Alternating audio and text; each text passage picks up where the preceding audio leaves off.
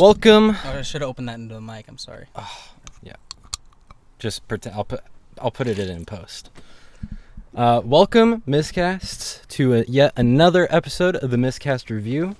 I'm your host, Jake O'Mara, and as always, I am guested by, in company with, blessed with the presence of my lovely co-host, right. Donovan Holland. What's up?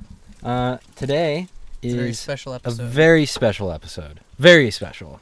Maybe the most special, in Miscast Review done. History. Because we have like a bunch of these that like you guys haven't seen. Yeah. We had like 50 episodes that are wiped from existence. They're prototypes. We're doing I really like the Hangover one. This episode's actually a little similar to that one. Very similar. Yeah. Actually, that was probably the best episode of the original run. That was my personal favorite. Yeah, that was really fun. We recorded outside. It was very nice. It was nice. But today, like I stated, it's the best, or not the best, maybe the best, but the most anticipated episode in Miscast Review history, in my opinion. It is, and you can tell by the title at this point, but it's the Indiana Jones Saga Retrospective episode, plus Dial of Destiny review. But that's not the important thing here. The important thing is we're covering the whole saga, the whole big tuna. We're covering the whole thing. Big tuna. And yeah, I was gonna, I was penciling through a few industry news things we can cover, but this is gonna be such a heavy, long, and dense episode that why add another 35 minutes to the runtime where we can just get right to the meat of it. We can just do, yeah, exactly. Which is a little bit of a teaser for just one of my thoughts of Dial of Destiny. Okay. If you read into that just a little bit. But we don't need to get into that just yet. Okay. But yeah, also, just a disclaimer, like always, there's going to be full spoilers this entire episode, no spoiler-free section, and that goes for all 5 movies we're going to cover. And if you see us start getting really, really moist, dare I say, with sweat, it's because it's one of the hottest days ever of the year in San Diego right now. Saw that. It's a hot one, so I was like, if Jake shows up wearing like Dickies today, he's lost his shit. Yeah, you lost your marbles. No way. It's way too hot.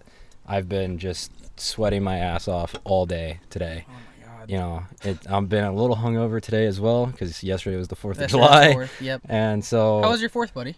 It was okay. It was okay? Yeah. Okay. Yeah. I was going to go shoot street photography all day and for my photography book that I'm working on. And the nude French models? Yeah, exactly. That we were discussing with Eli? Uh-huh. Awesome. Exactly. Totally. But no, the street photography book at Pacific Beach I'm doing, and it was going to be a really big part of the book, but every single camera shop was closed and I couldn't buy film anywhere. Oh. So I kind of just decided to get drunk instead and just party all day. Dude, if I've learned anything, like, we're in our 20s, like, that is a valid way to go. Yeah. As long as that's not every day. Yeah. Like, of course. Like, if you're like 45 and you're like, oh, I was gonna go to work today, but then I decided to just stay home and plant my ass on the couch and get shit faced. Yeah. Like, that's not good. No. You're an alcoholic. Yeah, and you like get some hope. Yeah. No. I mean, it's a national holiday. It's just I chose to party instead. Of course, man. No, that's awesome. Yeah. How was your 4th of July? It was actually good. It was. Excuse me. Red Bull's working on me. I hung out with my girlfriend and her family, and we had because my family is unfortunately 5 hours away out of state, or out of the city, not state.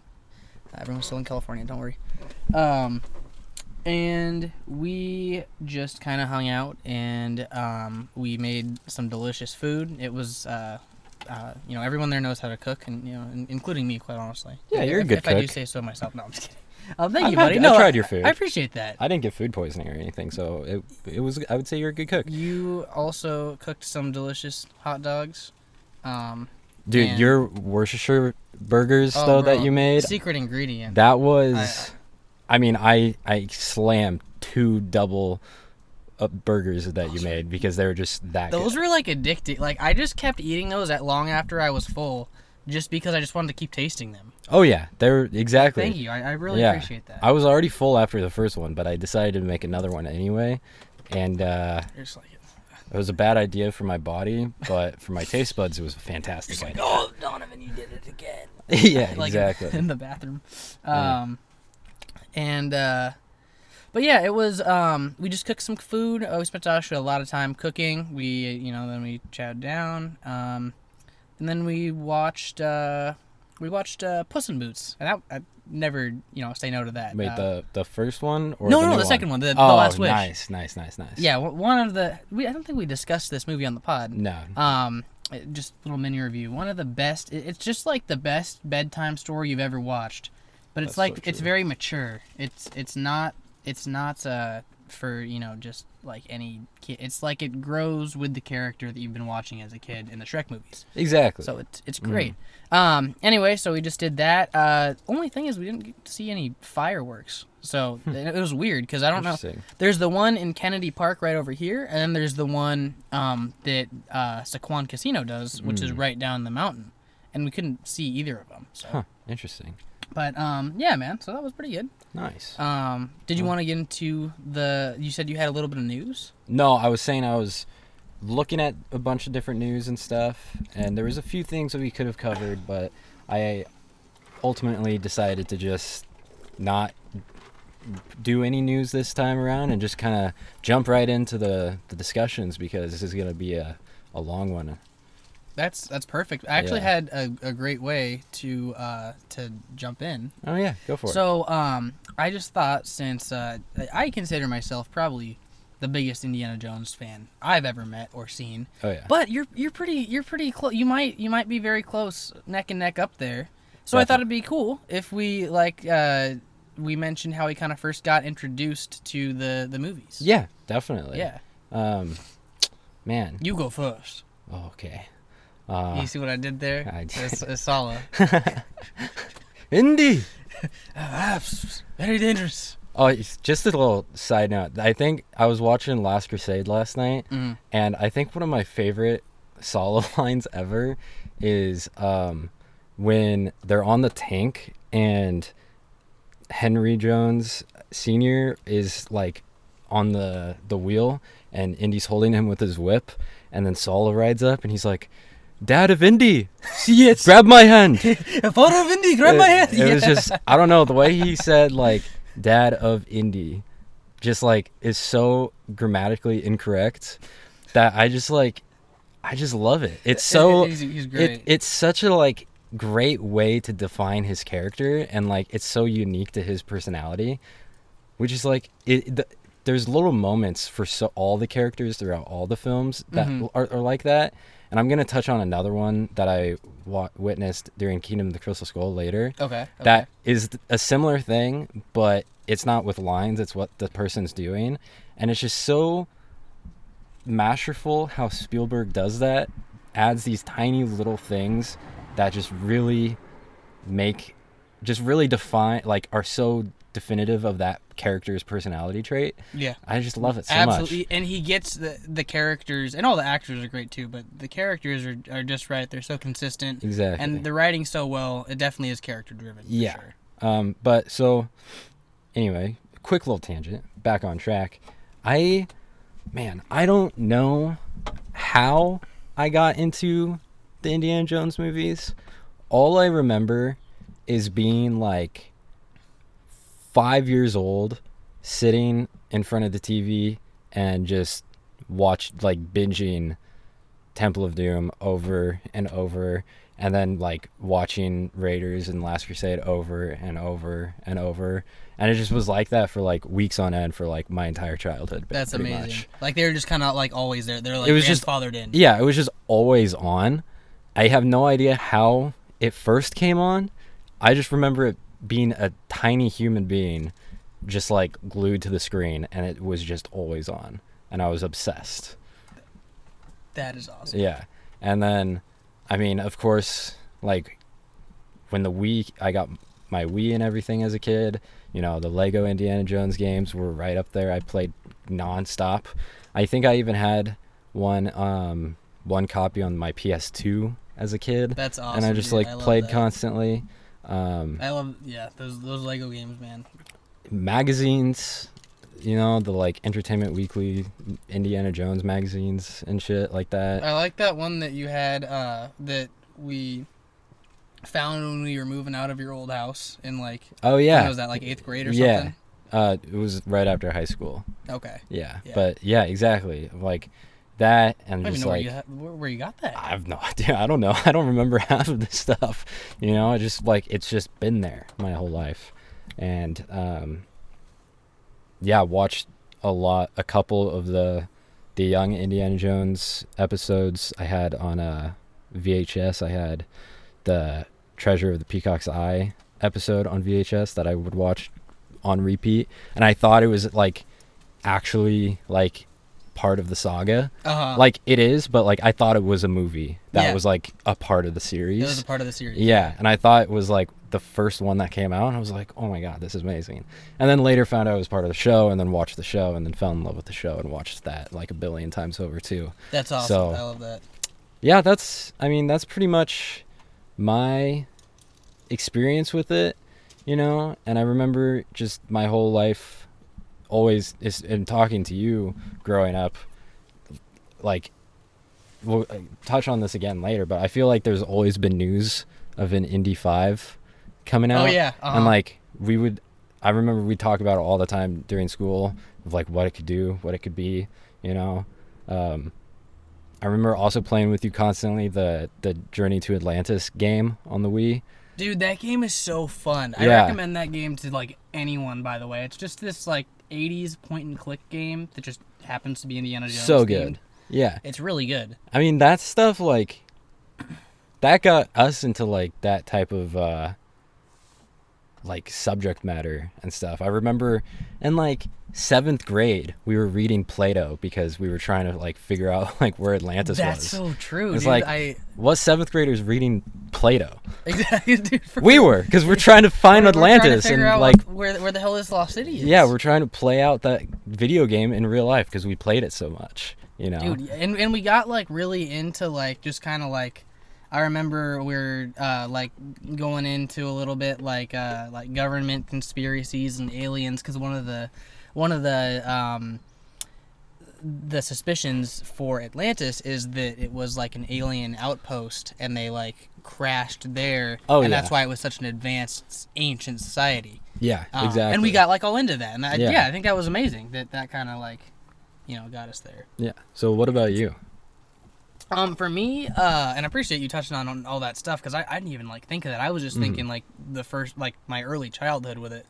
I remember I was sick on the couch, and I was 8 years old, and my grandma she came to visit, and rest in peace. Grandma. And she's just a wonderful old British lady. And she just came in, and she's like, oh, we can watch. I brought this VHS of Indiana Jones. Or she probably said I brought this, tape or something, whatever. However people refer to tapes back then. Yeah. And I was I looked at it, and you guys have all seen the Raiders cover, the OG Raiders cover, where it's Indy with the whip, and it's all the characters kind of on the side, right? Yeah. Mm-hmm. And I think that's every poster for the movie. And I looked at it, I was oh, Grandma, I was I don't want to watch a horror movie right now, I'm sick. And then, and it's funny that I said that, so keep that in mind. But, I was kind of outvoted, and I was oh, fine. And, I just was sitting there watching, and I put it in, and I was just instantly, I was captivated by, there's this, I don't know what it is that movies don't have. Maybe it's just Spielberg magic, but, how the, the first frames of, the jungle, and you're, following all of the... Because we just saw all the movies just recently. Yeah. So we can, I'm sure you know what I'm talking about. Oh, yeah. And it's just showing everyone leading in, and it's just showing, Indiana Jones, and he's, this kind of, mystery man for, the first couple minutes. And then when the moment happened, I remember so well like the one guy, pulls out his gun and he's gonna just shoot him. Indy whips his gun away from him, and Harrison Ford's sexy ass pops out of the into the light, and he's just like, and then like the dude like runs away, and I was like, I like sat up and I was like, whoa, this is cool, and then like for the rest of the movie, like I was glued to this to Raiders. And Raiders was like, I think I watched Raiders like probably 5 or 6 more times, because I loved the movie. I just want to keep watching it. And my mom was like, one day she was like, there's like more of these. Because like, what? Yeah, I was like, huh? There's more. Because I know that sounds kind of stupid right now, but when you're like 7, 8 years old, well, I was 8. When you're 8, 9 years old, like you don't like think to like look up on the internet like. Is there more like of this? That. Yeah, whatnot? You just take it like this is it. Exactly. You're like, this is all we got. This is what we got. And then I was like, what? And then she's like, yeah. So the next one is like Temple of Doom, and I was like, oh, okay. And I was like, and then we ordered it from the library. She brought this one. She brought the VHS tape in. It had like the same. And by this time, I was like, already I thought I was the biggest Indiana Jones fan. And I like saw this one. I was like, oh, this one like has the new characters. I was like, who's this bitch? I was like, that's not Marion. Oh yeah. And then like my mom, like we were like laughing about like how because she told me like a lot of, she's like a huge Spielberg fan from back in the day, so she was telling me like, oh, like that's like his wife, like he ended up like marrying Kate Capshaw, who plays Willie Scott, and I was like, oh, that's so cool. And then like, so funny thing is, there's a sticker on the library, because it was from the library. I don't know what it was, but there's a sticker on the case that covered Short Round's face. So I didn't even see Short Round until, and like I didn't even know Short Round existed. I just thought it was just like Indy and this blonde lady, like just whatever the movie was. So I popped it in, and I'm just gonna tell you, this was one of I reference like going to see Hateful Eight in theaters and Once Upon a Time in Hollywood with you and Suicide Squad, and like saying all these like my favorite movie experiences. This is also up there. Oh yeah. My VHS tape player had like this thing with it. I don't even know what was wrong with it, where it would only play movies in black and white. Oh really? It was really fucking cool. Like I don't know. So you watched Raiders and Temple of Doom in black and white? No, I watched Raiders in color, but this was like after. Gotcha. So Temple of Doom.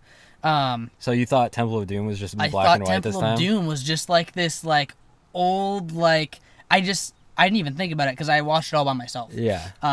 Which was a huge fucking mistake. I had nightmares for weeks. Yeah. But I popped it in, and like it was all in like black and white, and I was like, this is like really dope. Like I just felt like I was kind of watching like my grandma's old timey like stash of like films, and dude. Oh my god! It was I just had from when like they pop in like they come down from like the sunroof and like Short Round turns he's like, oh my god, holy smokes, crash landing. I was like, oh, who's this kid? Yeah. And I just literally I had the best damn time watching this movie in black and white, and it just perfect. It's like the like an 80s like kind of like it literally was a horror movie to me when I was 9 years old, 8, 9 years old, and I'm watching that. And I see, the guy's heart get ripped out and plunged into I'm just like... I mean, honestly, it's probably good that you watched it in black and white, because that's a pretty gory movie. Dude, it made it so much better. Yeah. I still got nightmares, as I said. But, man, so Temple of Doom was my favorite until I watched Last Crusade, and I didn't actually watch Last Crusade until I think this was a few months later. Me and my grandmom had been trying to go out to lunch to dinner with my aunt, her sister, forever, so she could give us the DVD of Last Crusade. Oh, nice. And I was like, I kept getting mad. She's like, Aunt Mandy canceled again. I hope Aunt Mandy's not listening to this. I love you if you are. She's like, I'm sorry. She's like, I'm sorry, my number one. Aunt Mandy canceled again. And I was like, no. I'd get really grumpy. I'd get all pissed. Finally, anyway, we ended up, tracking her down. We went to Claim Jumper. I just remember because I was really excited to see this movie. Yeah. Anyway, ended up getting home, popped it in, and watched this with my grandma. And after seeing Last Crusade, it was that situation of like, oh no, okay, Raiders is my favorite, and then I saw Temple of Doom. No, this is my favorite. I was sure Last Crusade was my favorite, just because like I had spent pretty much like the last year with this character, kind of like always waiting. It was as good as going to the theater. Oh yeah, because you're just kind of waiting for installments, even though they were all out. I just would kind of wait to watch them. Right. And just like seeing this beautiful ending to the series of a character who is part of my as part of my childhood, or more part of my childhood than Obi-Wan Kenobi, or any character from the Breaking Bad universe, or even a lot of the Batman characters. Like Indiana Jones is my shit. Oh, 100%. So I just have all all three. I know that was kind of long-winded. No, not at all. All three of these movies, I just have like such profound, memorable viewing experiences that I still like have to this day. You know? Yeah, no, I totally agree. Yeah, and so. I would agree for myself as well that I feel like Indiana Jones is probably one of those fictional characters that are most baked into who I am and my like identity. For sure. It would be like Indiana Jones and like Spider-Man. I was gonna say Spider-Man's probably up there too. It's like those two characters are probably the most like baked into my like DNA, just from like the just sheer amount of viewing those movies got. Yeah. When I was a kid, it's just like caked into my mind. Definitely. I love that. And something that this like last rewatch that we just did like really showed me is like I'm still like learning and seeing new things Exactly. in each movie.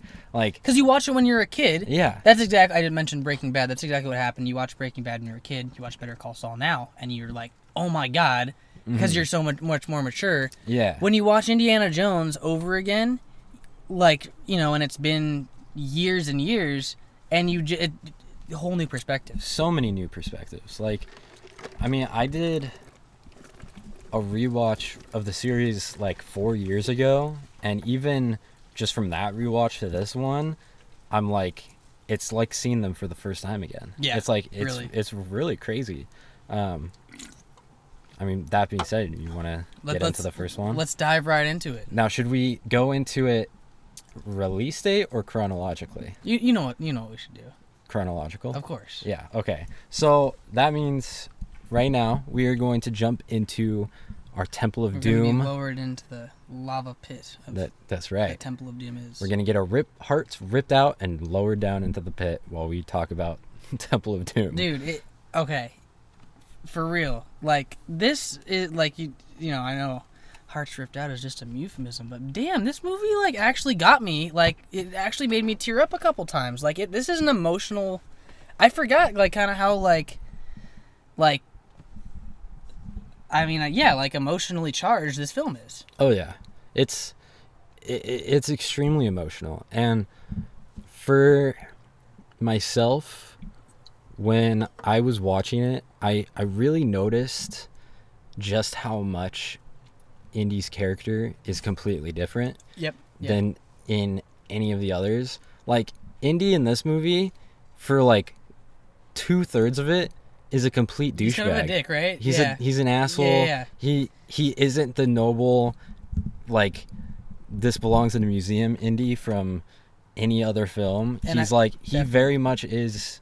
He's a grave robber in this one. Pretty much, he's the guy who just wants to keep the notoriety. He's kind of a con and a swindler, a tiny bit. Yeah, he wants the cash. He wants the fame. That's all he really cares about. And that's where that, the iconic fortune and glory line came from. And but people use that for his character. I feel like that's strictly Temple of Doom Indy. It's strictly Temple of Doom. Yeah. Because, and there's a great YouTube video by Channel Awesome. Is it the one that's rating Indy's lost character arc? Yeah. Yeah, exactly. I still need to watch the rest of that. I have to watch the Last Crusade portion. Gotcha. Yeah, you have to. It's great. And I was keeping that all in mind while I was watching the series, and it's very And it even goes deeper if you count in the young Indiana Jones stuff as well, because in there you see him start off like very strong-headed, like how you see him in the opening of Last Crusade, basically. Yeah. But just even more developed and even more like just stern-headed, just going for whatever he wants, you know. He just wants adventure and like, but he has a good heart. He has the like noble heart and like desires of like Indy from Raiders and Last Crusade and everything. Yeah. But you can just see how like after the series ends and then there's the dark years where we don't know really what happened while he's like in college and all that stuff and like really starting his career. Yeah. Where somewhere in there he loses his way and it becomes all about fortune and glory, pretty much. And he just, yeah. And it's less about his love and passion for history and like keeping things sacred and all this stuff and just like the nobility of it. He just becomes fortune and glory. And then it's through the acts of this film that kind of bring him back. Definitely. And like this is opens like, his eyes again. That's one of the reasons that I appreciate this film so much as you know, for like as an entry into the series, not just in and of itself, is because it really does give a lot of character development to pretty much all the characters in there. I mean, Short Round to a lesser extent because he is already, you know, Heart of Gold. Yeah, he doesn't. He's just like perfect all the way through. Yeah, no, he's just. He doesn't need an arc. No, he does. He's just you know trying to make sure you know Indy doesn't die in the movie. But you know, Indy and Willie especially like go through like vast character changes because of all the stuff that goes down in this movie. Exactly. And I feel like this was less of like an adventure, you know, like that. You know, like that they would necessarily like experience this. Let me say this. This was less an adventure like that they intentionally set out on, and this was more, I feel like, kind of just like a, most of it's like a trauma that just kind of like happened to them. Definitely. Like this isn't, it's not like, it's just a totally different feel than all the other movies. Yeah, and I mean that even applies to like the pacing of the movie.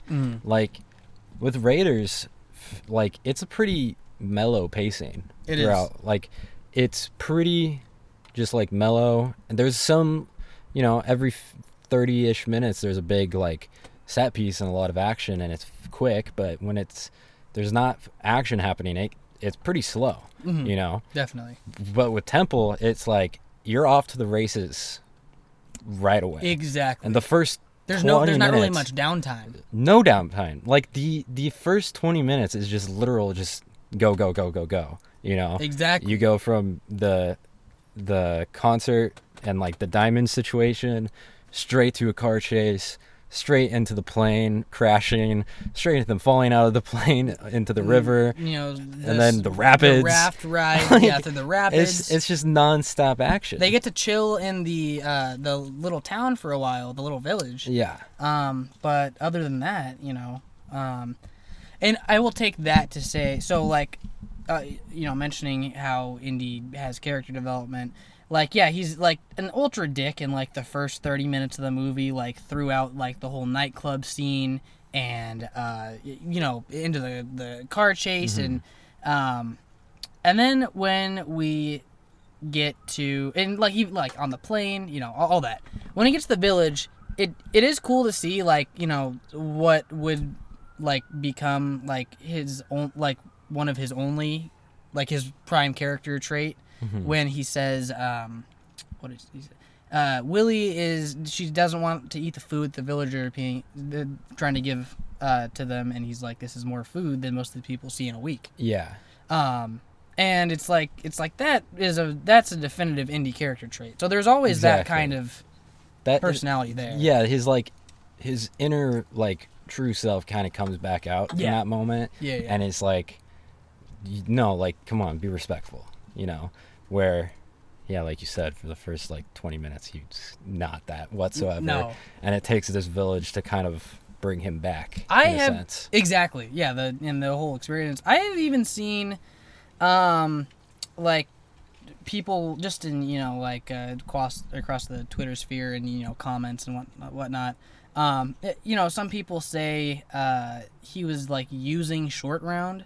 I don't really feel that's the case. I feel like obviously you had a very close bond with short round. Yeah, no. Like I don't think it's to that extent. No, I think I do think that short round is a plucky, headstrong kid and looks up to Indy, and he had a certain skill set like pickpocketing and driving that. Yeah, he did. He does take advantage of him. He took advantage of that, but which is bad. but he's not using him like completely. Yeah, I think he definitely takes advantage of short round in a sense, because it's not right to use a child Little to do your 11-year-old boy crimes to- and your biddings. That's true. But he also, in a way, also kind of saves short round, because he's this like homeless kid on the streets. Yeah. And he kind of takes him in under his wing and like takes care of him. So like pays for his boarding school. Yeah, he cares about the kid. He definitely, they have a really sweet bond, and like it's a catch-22 relationship, because on one hand it's wrong, but on the other hand it's also he's helping him out and they have a really great bond together. Definitely. And he kind of sees him as like a little like either like a little son or like a little like nephew type of relationship, and it's really sweet. Absolutely. You know what else is crazy about this movie though? What? How freaking horny it is. Dude, that's something I probably wouldn't have mentioned. Yeah. Like, bro, It's Indy so horny. and Willie, that whole scene there, and then It's take crazy. it away, Jake. I don't even know. Obviously, you had a train of thought there. Well, I just wanted to mention just how insanely like horny it is for a bit, because it's something I picked up the last time we watched it that I never realized before. But that entire sequence of them after the dinner, arguably somewhat racist towards India dinner scene,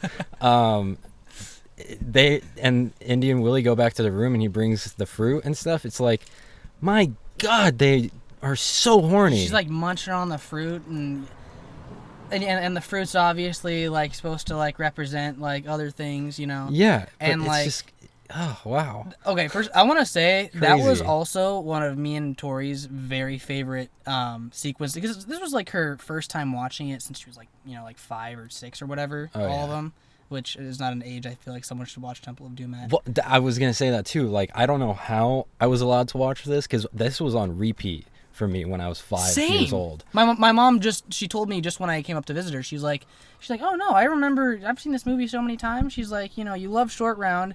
And this movie, she's like, it was on at least like once a day. Yeah, like constantly. Yeah. As like how is this like okay? 5-6-year-old kid watching people's hearts get ripped out. Like, this movie is metal as fuck, dude. It's so hard. I mean, and like, yeah, what we were talking about, the horny scene, and that, like, if you watch that scene, like, which I just kind of got it. Maybe I was stupid last time when I watched it, when I was like 16. Mm-hmm. But I just I realized for the first time that what everyone already knows, that they're basically just trying to like, they think the other one is going to bust into their room. They're trying to see like who is like more down to fuck. Yeah, who's hornier? And who's gonna give in first? Exactly. Like, it's just a real shocking moment, and I think it was just hilarious because I wasn't expecting it to happen, and it's just like, and then it's never that horny again for the rest of the saga. Like, it kind of gets there maybe a third of the way in Last Crusade, but not really. But yeah, I feel like it's different. I know what you're talking. I feel like that was more kind of just like played for comedy. Yeah.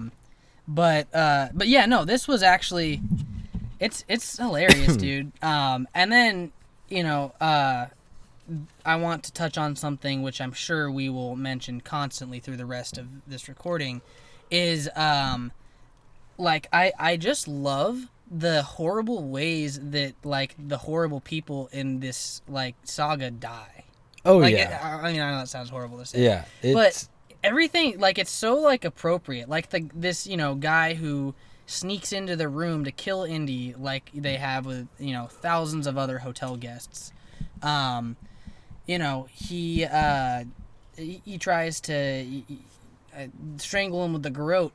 And, long story short, ends up getting hung by Indy's whip with the ceiling fan. Yeah. Yeah, and metal. It's so Like, so hardcore. This movie is just nuts, and like it's hardcore. And I wrote it down twice in my notes, just how metal this movie is, because I was just like not expecting it. And I think for me the biggest downside to this film is in the first half, maybe the first like act and a half, I was kind of bored. Like in Temple of Doom? Yeah. Okay. Like, not in a bad way, but just like, it was just a lot of things happening, and I just wasn't like super interested. But then as soon as, like, right after the horny scene, when they go into the tunnel, from then to the credits, I was like, my eyes were glued, and I was like, so just like sharp and like stuck into it. Yeah. And I love that. I love that. And I think, and it's because it's just so gnarly. And I wasn't like expecting that from how the first act was going, like the first half was going. And I was like, yeah, this is like the fun adventure I was expecting, but it's like, it's not blowing me away. And then as soon as they go down and I see people's hearts getting ripped out, and I was like, wow, I forgot how like gnarly and graphic this is. This is like amazing. Okay, absolutely to everything you're saying. I will say, though, I was just completely enthralled, and, not just that, but Tori was. And Tori, Tori loves good movies as well, but she'll be the first one to say, she has, like, ADHD in some, like, where she can't really, like, focus in some films. Yeah. And she was glued to the screen the whole time, too. And I really feel like part of that is, partly what that is for me is, and obviously, it just proved to be kind of like an exciting movie for, both of us. Yeah. But I really think that across all three of the original trilogy, because obviously they take place in the 30s. Yeah. This one was the most this was like had the like most stuff to remind you that this was the mid 30s. From for sure. Like the Rat Pack style tuxedo jacket that Indy's wearing, and the old rickety Adventure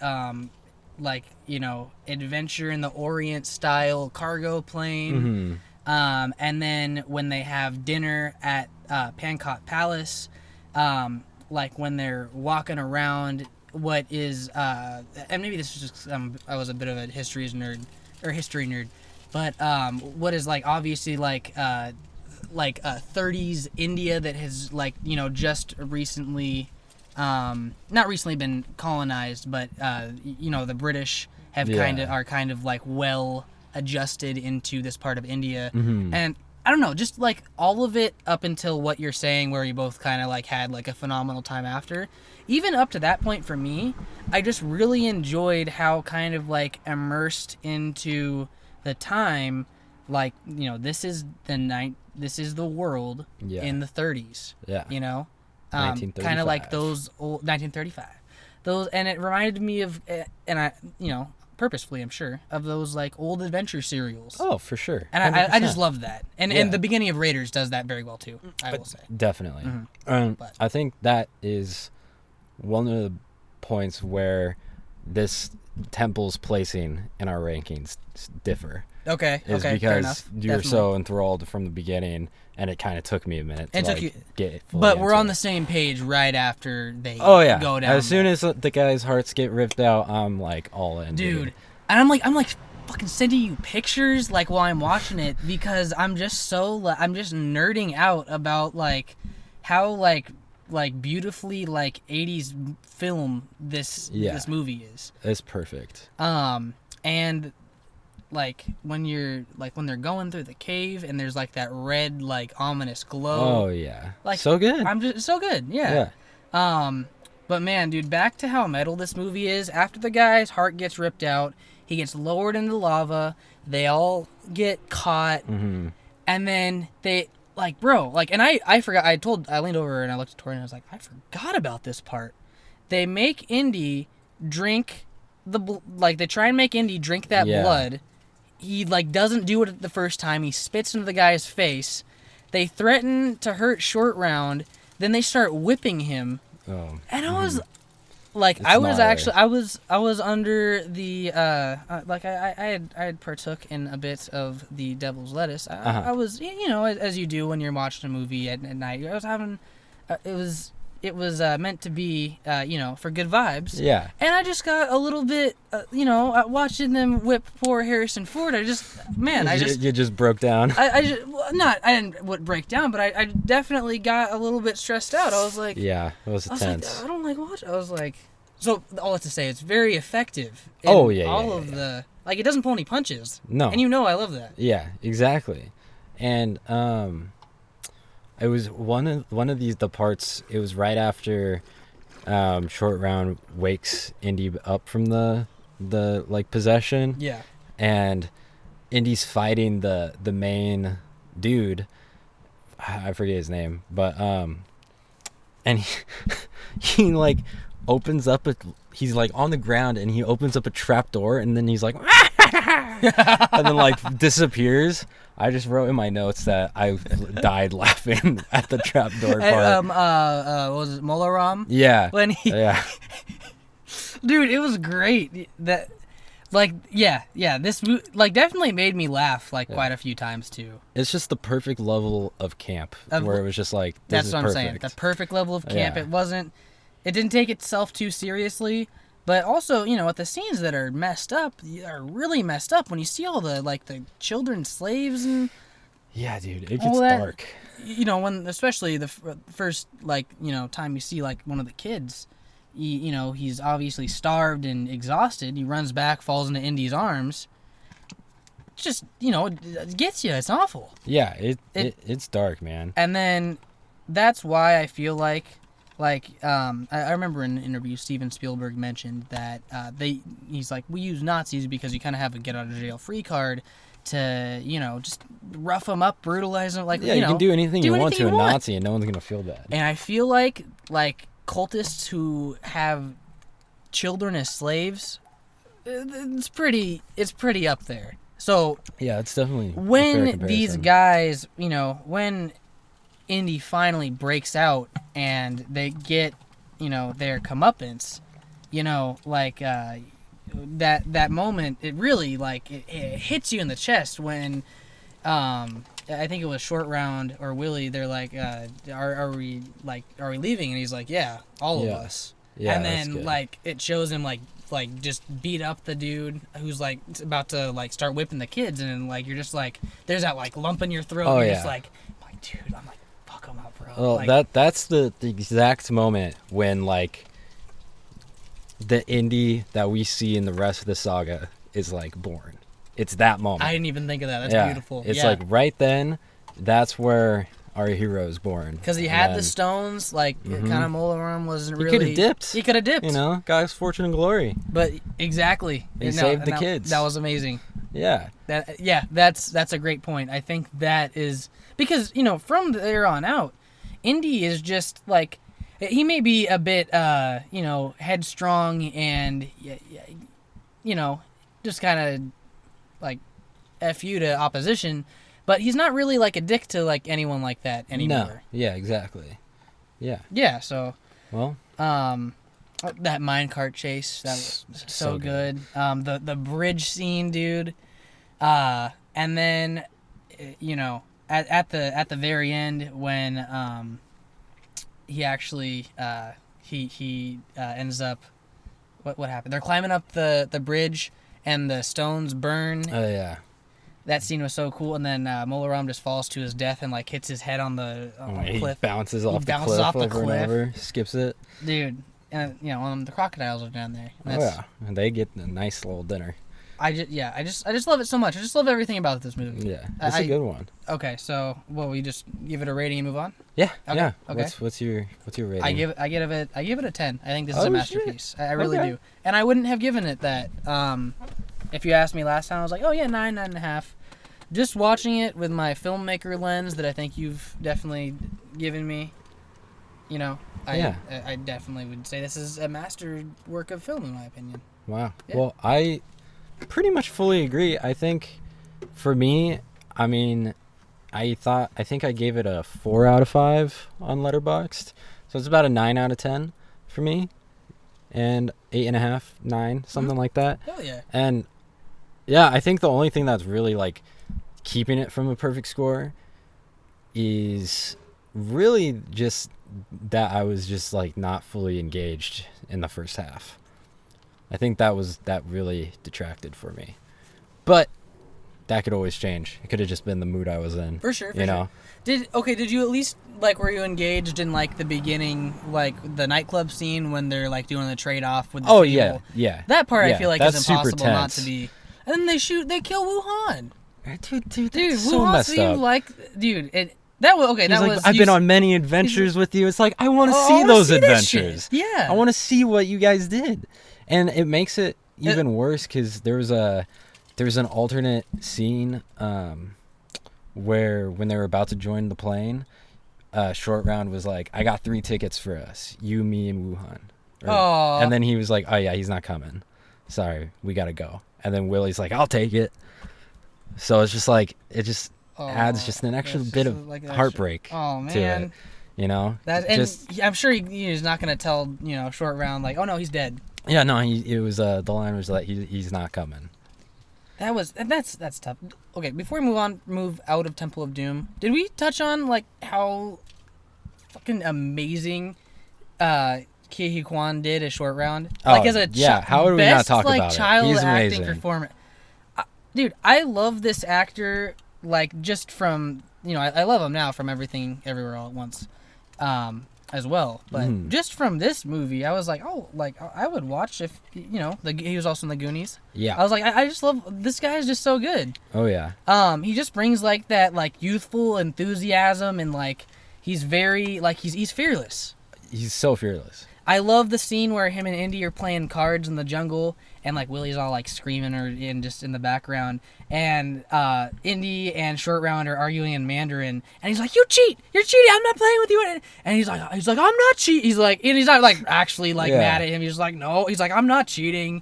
Well, that just like that really shows that like that relationship and that bond that they have with each other. Where it's that like either like big brother or like uncle type of like relationship that exactly they have. It's just that it's really nice, and that's again a trait that Indy has throughout the other films is that he cares about the people that he cares about. Yeah, exactly. I don't know why that wasn't turned off.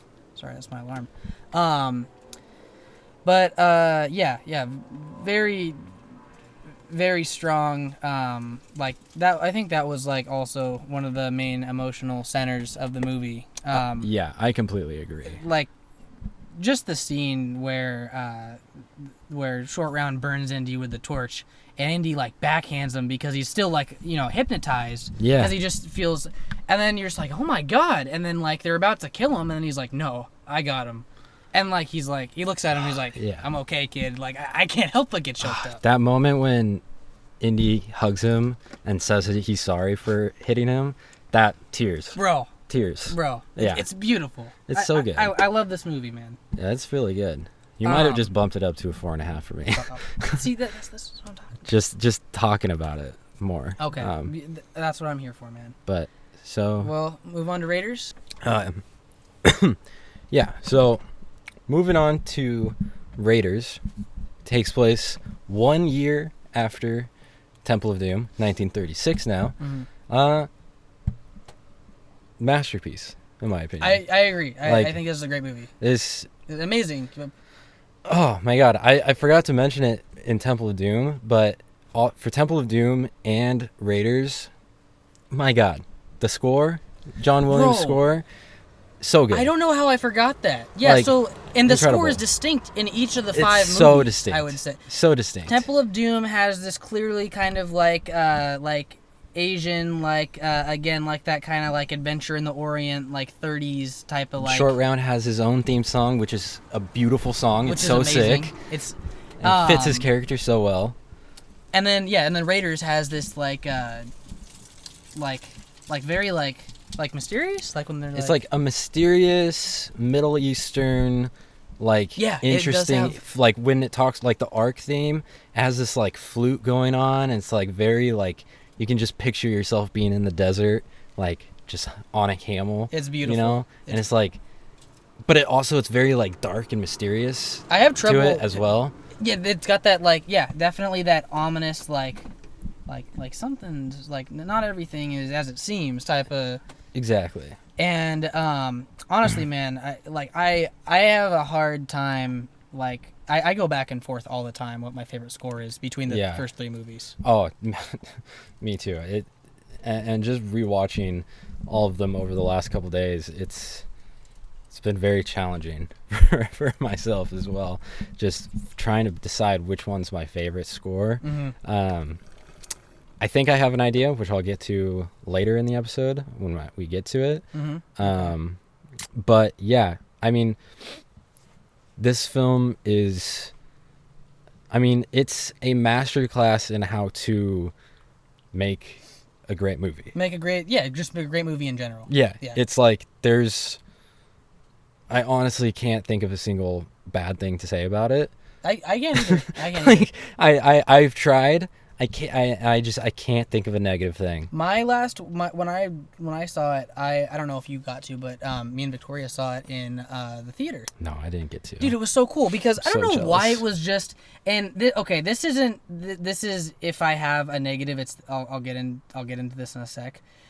It seems like Raiders is like, as far as the first 3 films, is just kind of automatically assumed like by the general population, by the general public, that it was the best one. I don't know if it was because it's the first one or something, but there's like just bias for that movie whenever it's in theaters, because we were looking for all 3 films because we wanted to see all 3 of them in theaters, and they only had Raiders in theaters. And Tori was confused because she was like, wait, I thought that was like the second one. And I was like, well, yeah, but it was the first one to come out and it was a big deal. Yeah, I think it for that.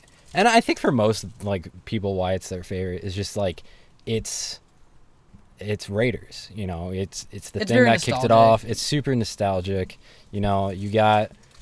Every frame of it is just like classic, masterful adventure film. Yeah, and masterful cinematography. I get that, dude. I think that for a lot of people, it's their favorite. But it's also like you said, I think a huge thing is its nostalgia. It was the first one.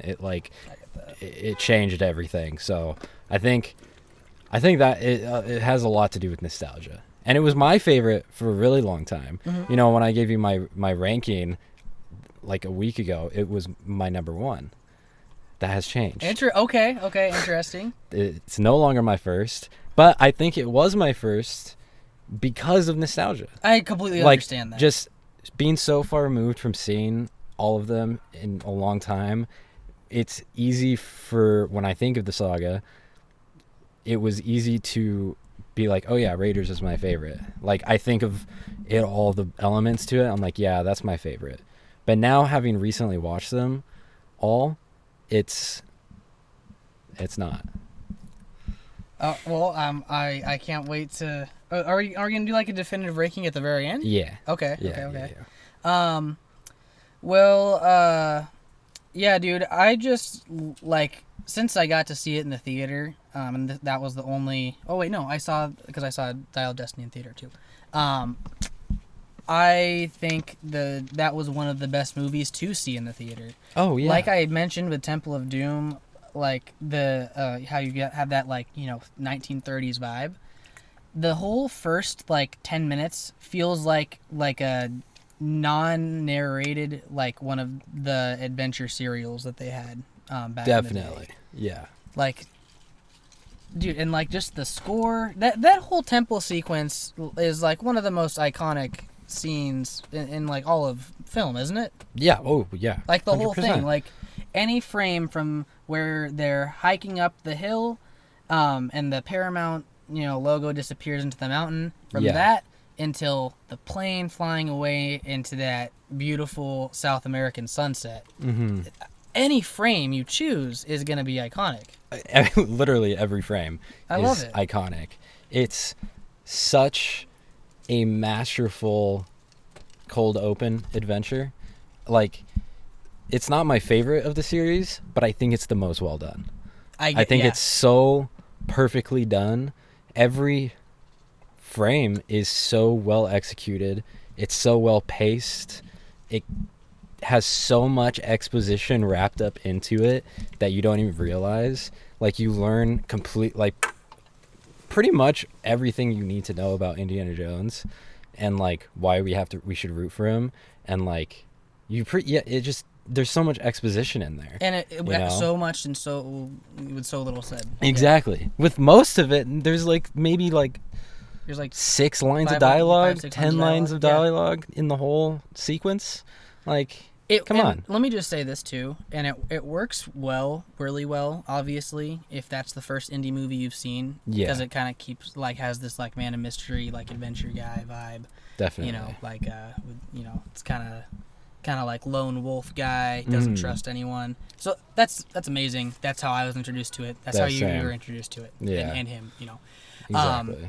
But, man, let me say this. After watching Temple of Doom, and you see how he just kind of goes in there, like, all, like... He's almost like... It's almost like in Temple, like, when he goes in the nightclub, he's done, like, a line of coke, man. Like, he's so, like... He's, like, sweating. He's just so, like, kind of antsy. Does that make sense? Yeah, definitely. Like, and in this one, he's so cool, calm, collected. Even when he whips the gun away from... his name's Barranca. I just know that because I'm a fucking nerd, and I'm like an Indiana Jones. You know how it is. Yeah. But the tour guide Barranca, when he whips the gun away from that guy, he's so mellow. He's so stoic. He doesn't say a word. He just turns around, slowly wraps up his whip, and moves on. So just like the juxtaposition of that. Before or that intro with temples. Yeah. It shows obvious character development, and and when he's going in, and the other guy Sapito, played by the great Alfred Molina. What a guy. When he's trying to just go in and he pushes him against the wall, he's like, wait. It's like, see, like now he's gotten that, like, he's chill now. It's almost like everything that happened in Temple gave him the confidence to be so cool and collected going forward. Exactly. Exactly. Which is, I think, why if I ever meet somebody who hasn't seen any Indiana Jones, or for my kids one day, it's Temple first. It's Temple first. And then Raiders. It's got to be chronological. So then you can see, how he goes at, like, his character development. Yeah. Like, even... Okay, so, like, comparing, on the comparison, when he's teaching at the college, and he's just like that nerdy dude, like, he's just kind of like nerding out about his... I think that kind of, and then he kind of goes on to talk with Marcus, and I think that whole, like, kind of demeanor that he has when, talking to people, like, and just kind of communicating and, interacting, I feel like, I really do feel like he was arrogant and full of himself in Temple of Doom, and it would have gone differently had he not gone through that. Definitely. So, I really love his interaction, like the whole meeting with from where he's in the classroom. And side note, when the girl has "love you" on her eyelids, that's so funny. Yeah, it's hilarious. It's like exactly. And again, there's one moment in that scene where there's that one dude who, like, quickly puts the apple on his desk and then like rushes out. Like even like I didn't notice that. yeah, like that's another like tiny little blink and you miss, just like you didn't even realize it.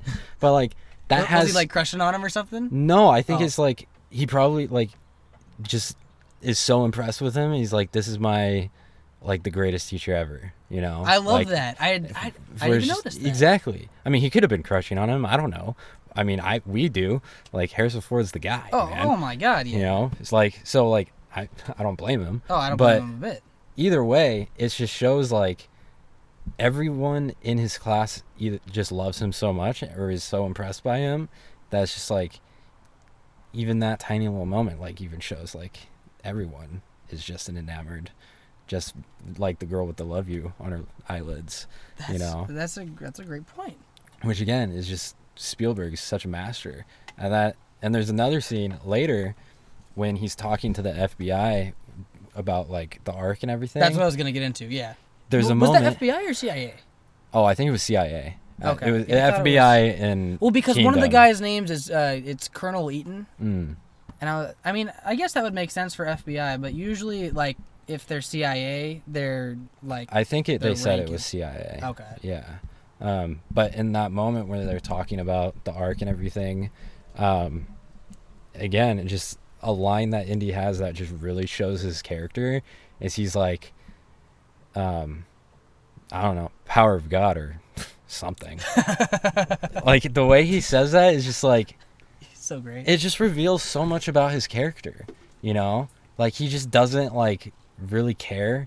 He's like, I don't know, it's the power of God or something. Yeah. Like, it just doesn't matter to him. Like he's not impressed. He could care less. He probably doesn't believe. He's just like, whatever, dude. Like probably that. I don't know. And if anything, if Temple of Doom was like a character development for him, like emotionally and maturing, you know, like as a person and like letting go of some ego, I definitely feel like this was just like just kind of his like when he tells Marcus when he's packing his case, he's like, Marcus, I don't believe in magic, some superstitious hocus pocus. Yeah. This was definitely You're talking about the boogeyman. You're talking about the boogeyman. It's so good. Oh my God, man. And like this was definitely like an eye opener and mind opener for Indy. Oh, 100%. Like just to like I'm not even like I could, you know, take the angle and be like, oh, you know, like God was trying to teach him a lesson. Even beyond that, man, just like the universe showing him that not everything is like as it seems, and there are some powers that we can't explain. There's some, which is why I think it's a good. Like it's just kind of a good movie in general because there's multiple interpretations. Definitely. Like regardless of what you believe spiritually, like, you know, we all agree that there's some things we can't explain. Yeah. And I think it does a pretty good job of, you know, kind of opening Indy's mind from here on out. For sure. I mean, yeah, there's so many great moments in this movie. It's like, it's hard to even like talk about this movie. Dude, my mind's like just kind of like I don't even know what to talk about next. I just hopped to the Ark ceremony at the end basically. Yeah. But yeah, dude, like it's kind of like how you could say like, oh, okay, you know, Pulp Fiction or Wolf of Wall Street, every scene from there is iconic. Goodfellas. And Goodfellas. God, we're such film bros. But no, it's true. Same thing with this movie, dude. Like, I mean, man, we can discuss like the if you want to talk about iconic, the whole bar scene in Nepal. Oh, at Marion's bar. Yeah, that was like, as a kid, whenever I would rewatch Raiders, you know, because again, I thought it was the only Indy movie for like 6 months. Yeah, exactly. Maybe like 3 or 4 months. But I would just, every time I watched the movie, that was the part I would get like. That was the first part, I should say, that I would get really psyched for. I'd be like, oh, the bar, like the bar's coming up. Exactly. And then you watch Marion drink the guy under the table. You watch, and then, you know, Indy comes in, and you learn. We can unpack this scene. I feel like would be very interesting for us to discuss now that we've actually learned the full scope. Yeah. Because when Indy comes in, he's talking with Marion. They discuss their past a little bit. Would you say that there like you didn't fully grasp that scene, like even the last time you watched it? Yeah, Or probably. Okay. Yeah. So basically, Abner Ravenwood was a professor that Indy really, really was into. Yeah. Like he thought he was a great guy. He was like looked up to him. Yeah. He was like his mentor. He was like basically. his mentor.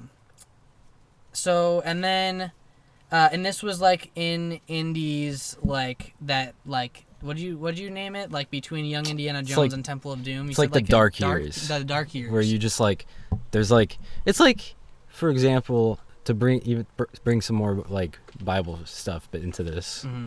It's like the 3-year dark period in Jesus' life, or the like not 3 years. Sorry, like the jump from when he was like a teenager to when he was 30 and started going around doing his stuff for 3 years with his disciples and all that. It's like there's just no record of what was going on there. It's like that for Indiana Jones. Yeah. There's just no record like for we don't really between that time in Young Indiana Jones to Temple of Doom. like we don't really know. Like I mean, I'm sure there. I mean, is there like a book or comic someone wrote?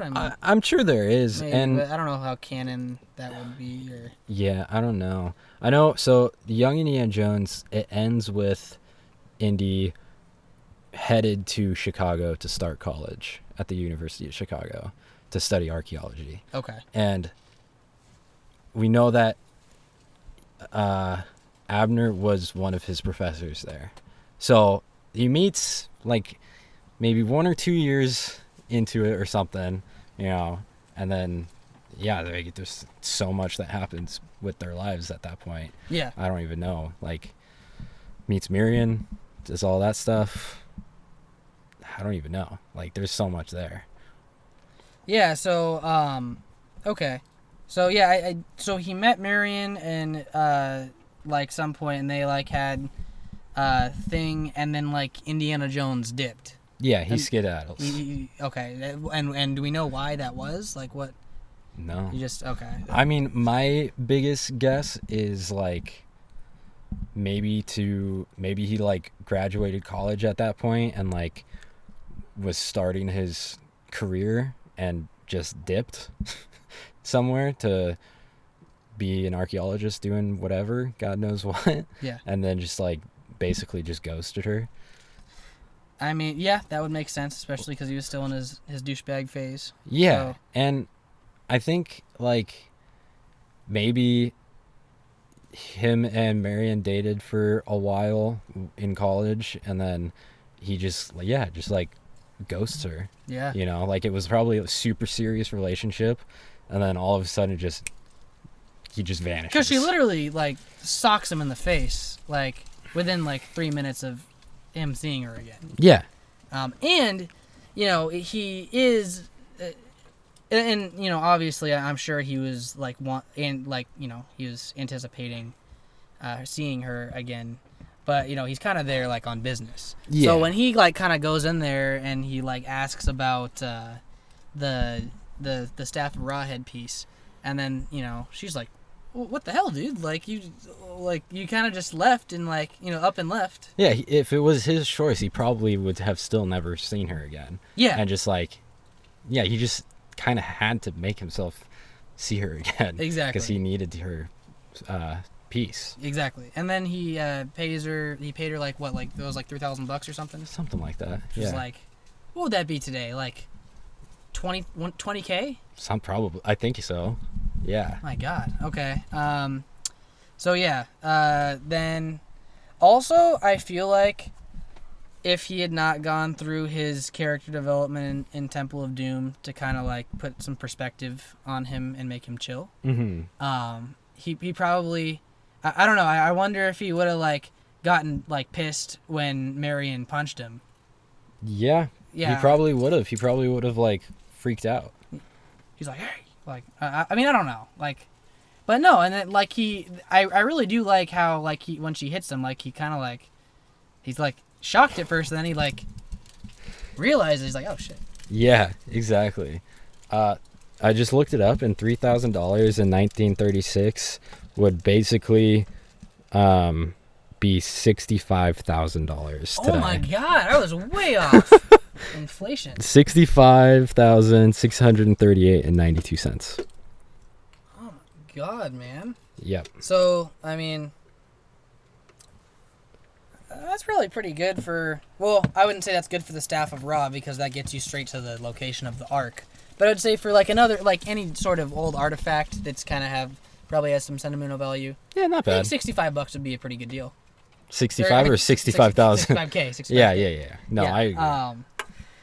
But yeah, no. So I love how like at first like when she hits him like he's shocked and then like he like there's that moment he's like, oh, I get it. Yeah, he's like, that's understandable. I probably deserve that. And then he comes in and helps her out when the freaking Nazis come in. Dude, I forgot how like bloody and intense this movie is. Dude, that was like some R-rated like action that you might see, like it wasn't like Tarantino level where like heads are exploding or anything like that. No, but it was still bloody and didn't really pull any punches. Like something I love about that scene is that there's no music whatsoever in that scene. During the fight scene, when everyone's fighting, it's silent. That's awesome. You just hear the punches, the things exploding from pistols, being shot, all the glass breaking, everything, dude. Like the fire crackling on the burning her bar down. You hear the pouring of alcohol pouring out onto the floor. You hear people scurrying about. It's like, it's amazing, and it's so well directed. And it just shows how just like of a master Spielberg is, especially at this point. Like, this is like one of the best directed scenes I've ever seen. Yeah. Like, there's one moment when you just see one of the Nazis' shadow on the wall, and he just like gets shot in the head, and it's so you can see that it's very gruesome and violent, but you just see it in shadow on the wall. And that's just so well done. I love that scene. Yeah, like you see the power of it, but you don't have to see how gory it is, and it's so well done. It's incredible. It's scenes like that like they don't like straight up like show you, just like gore. Like the gore and violence are not necessarily the focus. The film is the focus. Exactly. I love that. Yeah, it's about the craft first more than the ride that you're on. Exactly. Yeah. Yep. Hit the nail right on the head. Yeah, that whole scene is, and I love how it has. That was, I mean, and I think a lot of movies did that after, but I feel like that was one of the first movies that had the fake out where like, Indy thinks he's been shot, but it's actually Marion behind him, and she shot that one guy, and then the mouth starts like dribbling blood. Dude, that was crazy. Man. I love the when Indy just down on the bar, he's like whiskey, and then like Marion goes and she like grabs the whiskey for him and he smashes the guy on the head. It's so well done. Every moment is so like perfectly intentional. It's beautiful. It's every single scene. It's not just like a bunch of stuff happening on screen. And then when Marion goes to smack the guy over the head with the log, but like the keg breaks and the beer starts coming out, she's like, she like goes to get a mouthful of the beer. Again, a little character moment that reveals so much about a person's character. It's perfect. And I want to take this moment to point out, I haven't seen Karen Allen in really any other movies besides Indiana Jones and Sandlot. But she is she's in the mom in Sandlot. Sandlot. She doesn't really do much, that. but she's such a good actress. Yeah. I love her in this movie. She might be my favorite character besides Indy. Oh yeah, like, I would agree. I think that like she really like, because in Temple I feel like Indy is definitely center focus, and then Willie and Short Round are kind of just there. Yeah. And this I feel like there's an argument to be made that Marion's kind of like she's like a co protagonist, yeah. Exactly. I would like agree. Like a co-lead. Yeah, I would 100% agree. And I think that just shows just why her and Indy are so perfect together. Because, they're both just so, like, adventurous and strong-willed and, like, extremely intelligent people. Yeah. Who just, like, are a great team together. Exactly. They're just, like... And who are both, like, smart and kind of, like, crafty. Yeah. And this is going to be a weird comparison, but stick with me.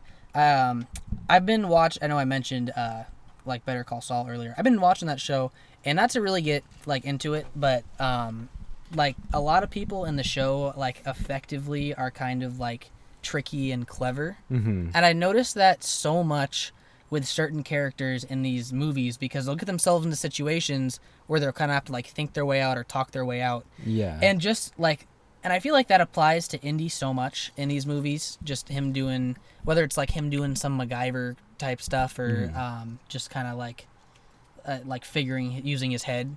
But also, dude, I feel like there's this really cool moment that you kind of notice when with Marion. Like like a couple different times throughout the movie, you'll like notice this about her.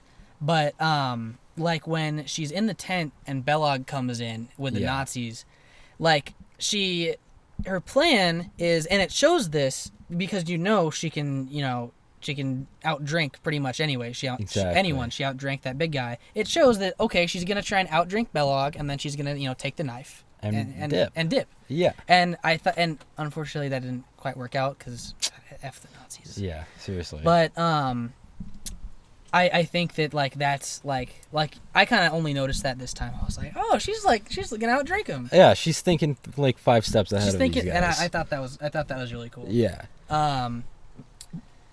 But yeah, man. When after that, when it gets to Cairo and the rest of the movie, for the most part, like I'd say the entire like second act of the movie, pretty much the second act of the movie takes place in Cairo. I'd say that part of the movie is like when I think of Raiders, like that's kind of what I'm eager to revisit. Oh yeah, like I love the rest of the movie too, but I'm saying like that's like the meat and potatoes of it. Hanging out in Salah's place, dealing with the whole chase sequence. All the bandits. Yeah, exactly. The bandit fight scenes, the classic Indy pulling a gun on the swordsman, the Marion fake out death, Indy drinking and talking to Belloq all begrudgingly. That scene right there was so great because, and again, this was something I only really like registered in my head, but like he just doesn't give a shit anymore, and he's just drinking until whatever happens. Yeah, which we'll get into later, but it's a nice parallel to what happens later in Dial of Destiny. Yep, yeah, absolutely. And it kind of just shows that like part of his character traits from that film, it's not anything new. We've seen him be that version of himself before. Yeah, and we see that version right here. Exactly. And I think that scene with him talking to Belloq, I think it's a great scene that shows how great of a villain Belloq is. And a great antagonist, because Belloq is who Indy would be if he kept going down. Yeah, if he didn't have that encounter in India, in Temple of Doom. Exactly. If he didn't deal with all of that and free the kids and everything, I think it's very possible. I mean, this is only a year later, but I think Indy wouldn't be as big of adversaries to Belloq, Like they might be. Maybe I could see a likely situation where they're partners, trying to find the idol in the beginning. Because I mean, what really separates Indy from Belloq? Like, I mean, what Belloq did in the beginning at the temple, it was underhanded and like dickish. But it's nothing crazy and nothing we haven't seen Indy do. Yeah, exactly. Stealing the... and then there's the matter of... I think to answer that question, what separates them, is that he actually then has the Jovitos tribe go and try and kill Indy, which... Yes. I just feel like Belloq is, it really shows his character as something Indy could have grown into if he wasn't careful. Because, Belloq isn't a straight-up, like, murderer, right? No. He's just he wants these valuable fortune and glory. He wants the fortune and glory. Exactly. And he'll do things like hurt like whoever he has to and betray people and work with Nazis to get it. And I feel like maybe it's a stretch to say I could see Indy being okay working with Nazis, like Belloc, if he continued down his path. But I do feel like I could see him being more tolerant to it and like not liking it or being okay with it, but just kind of being there to get the job done. Well, that's to get what exactly he how wants. Belloc is, and that's why I love his character, Belloc's character, throughout this whole movie, is that they, like, you know, Belloc is clearly shown to be a guy who, yeah, he's still he's working with the, you know, the worst freaking people on planet Earth, Literally, but he's still holding fast to what he believes, you know, spiritually.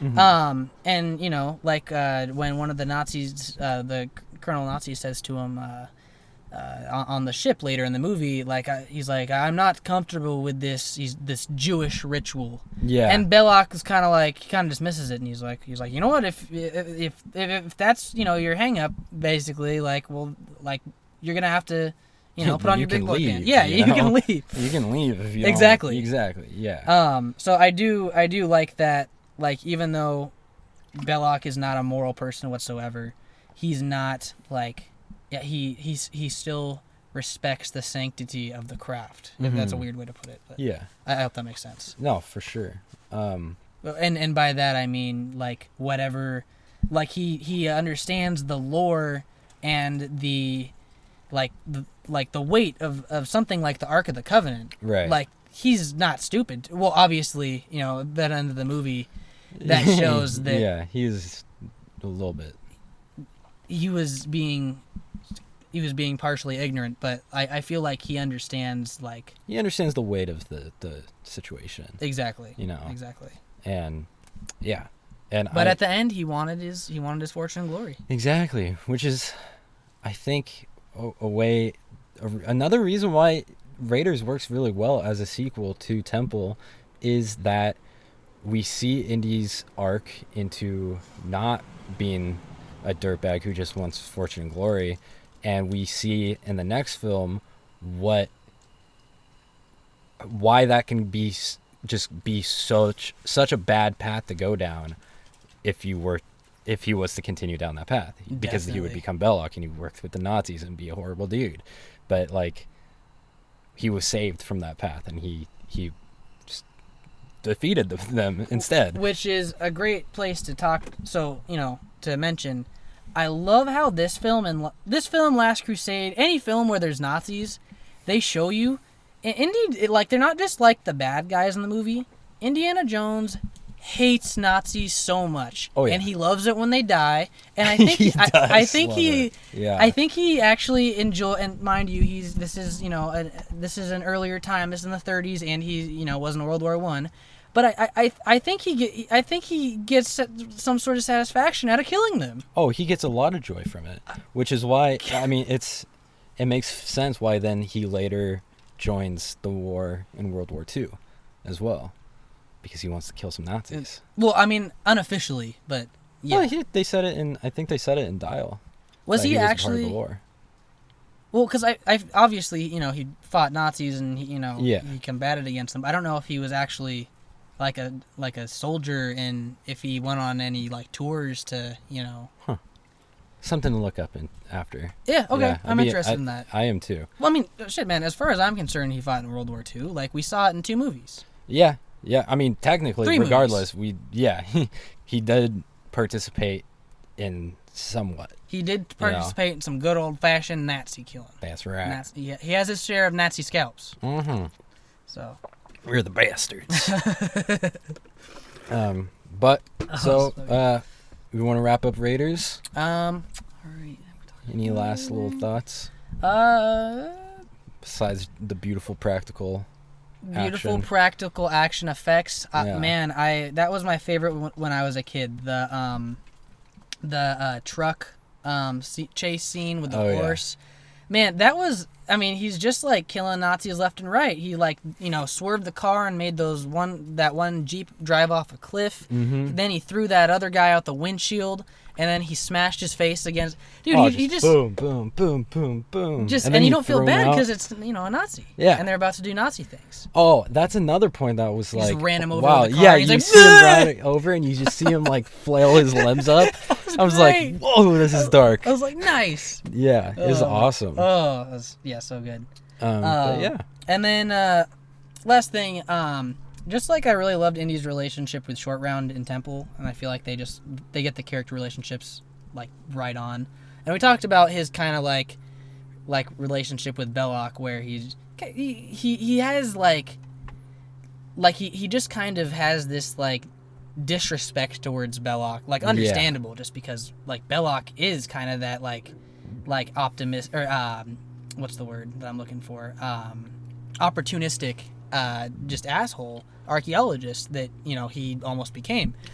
But I feel like my favorite is Indy and Marion's relationship is just so beautiful, man. And I'm not like a romantic comedy guy. Like I don't really or a romantic rom-com or romantic drama or whatever. Unless it's done really well, I don't really give a shit about these two people. That I have just seen on screen and whatever.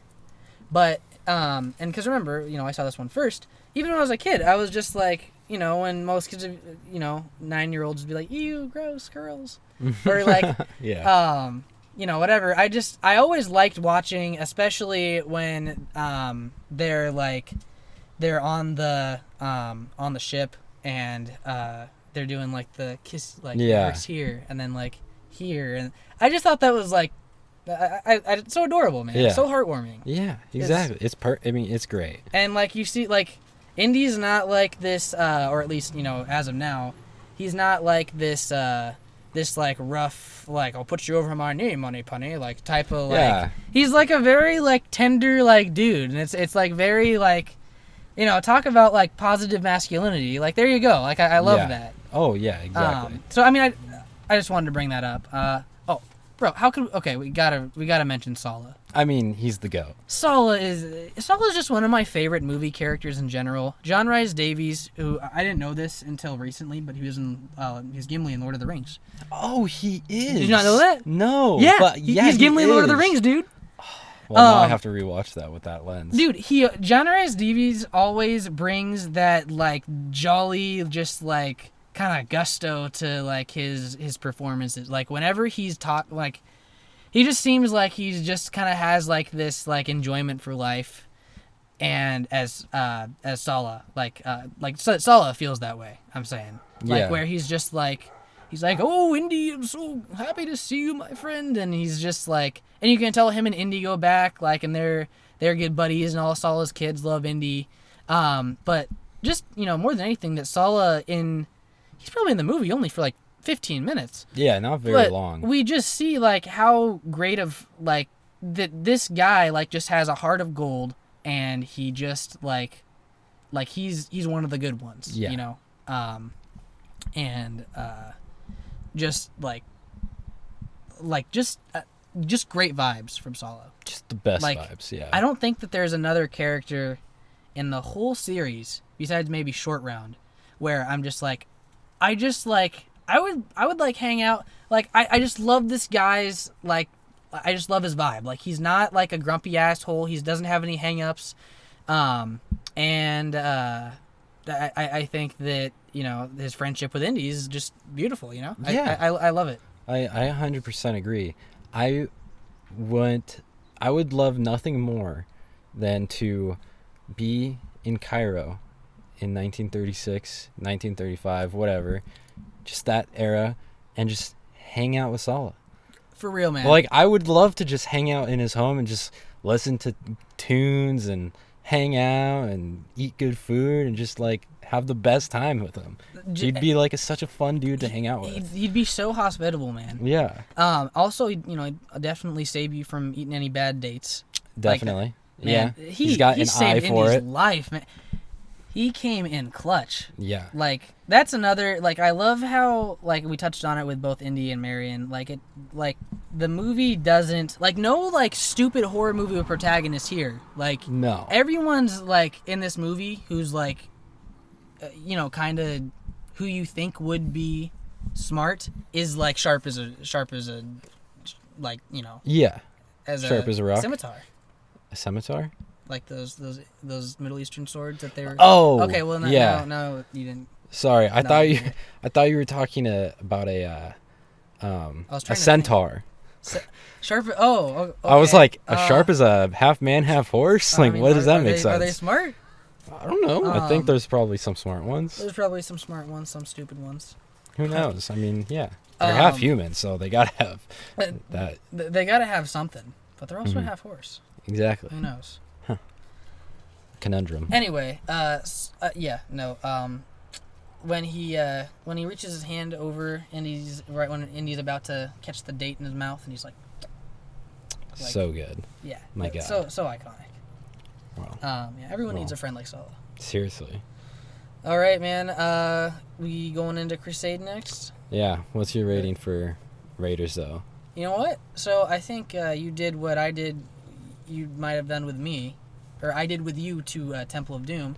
I have written in my notes. I gave it a 9 out of 10, which is already good for me. Like there are so really many good. movies that I love that are my favorite films that I give a 9 out of 10. Mm-hmm. But I think I'm gonna have to give this a 9.5, bro. This movie is That's totally fair. I just love everything about it. Yeah. And I just love like just the fact that this movie exists as like a testament to like this is Steven Spielberg in the 80s directing an adventure film, and the film just feels so of its time. Yeah. Exactly. It's a 5 out of 5 for me. It's perfect. I love it.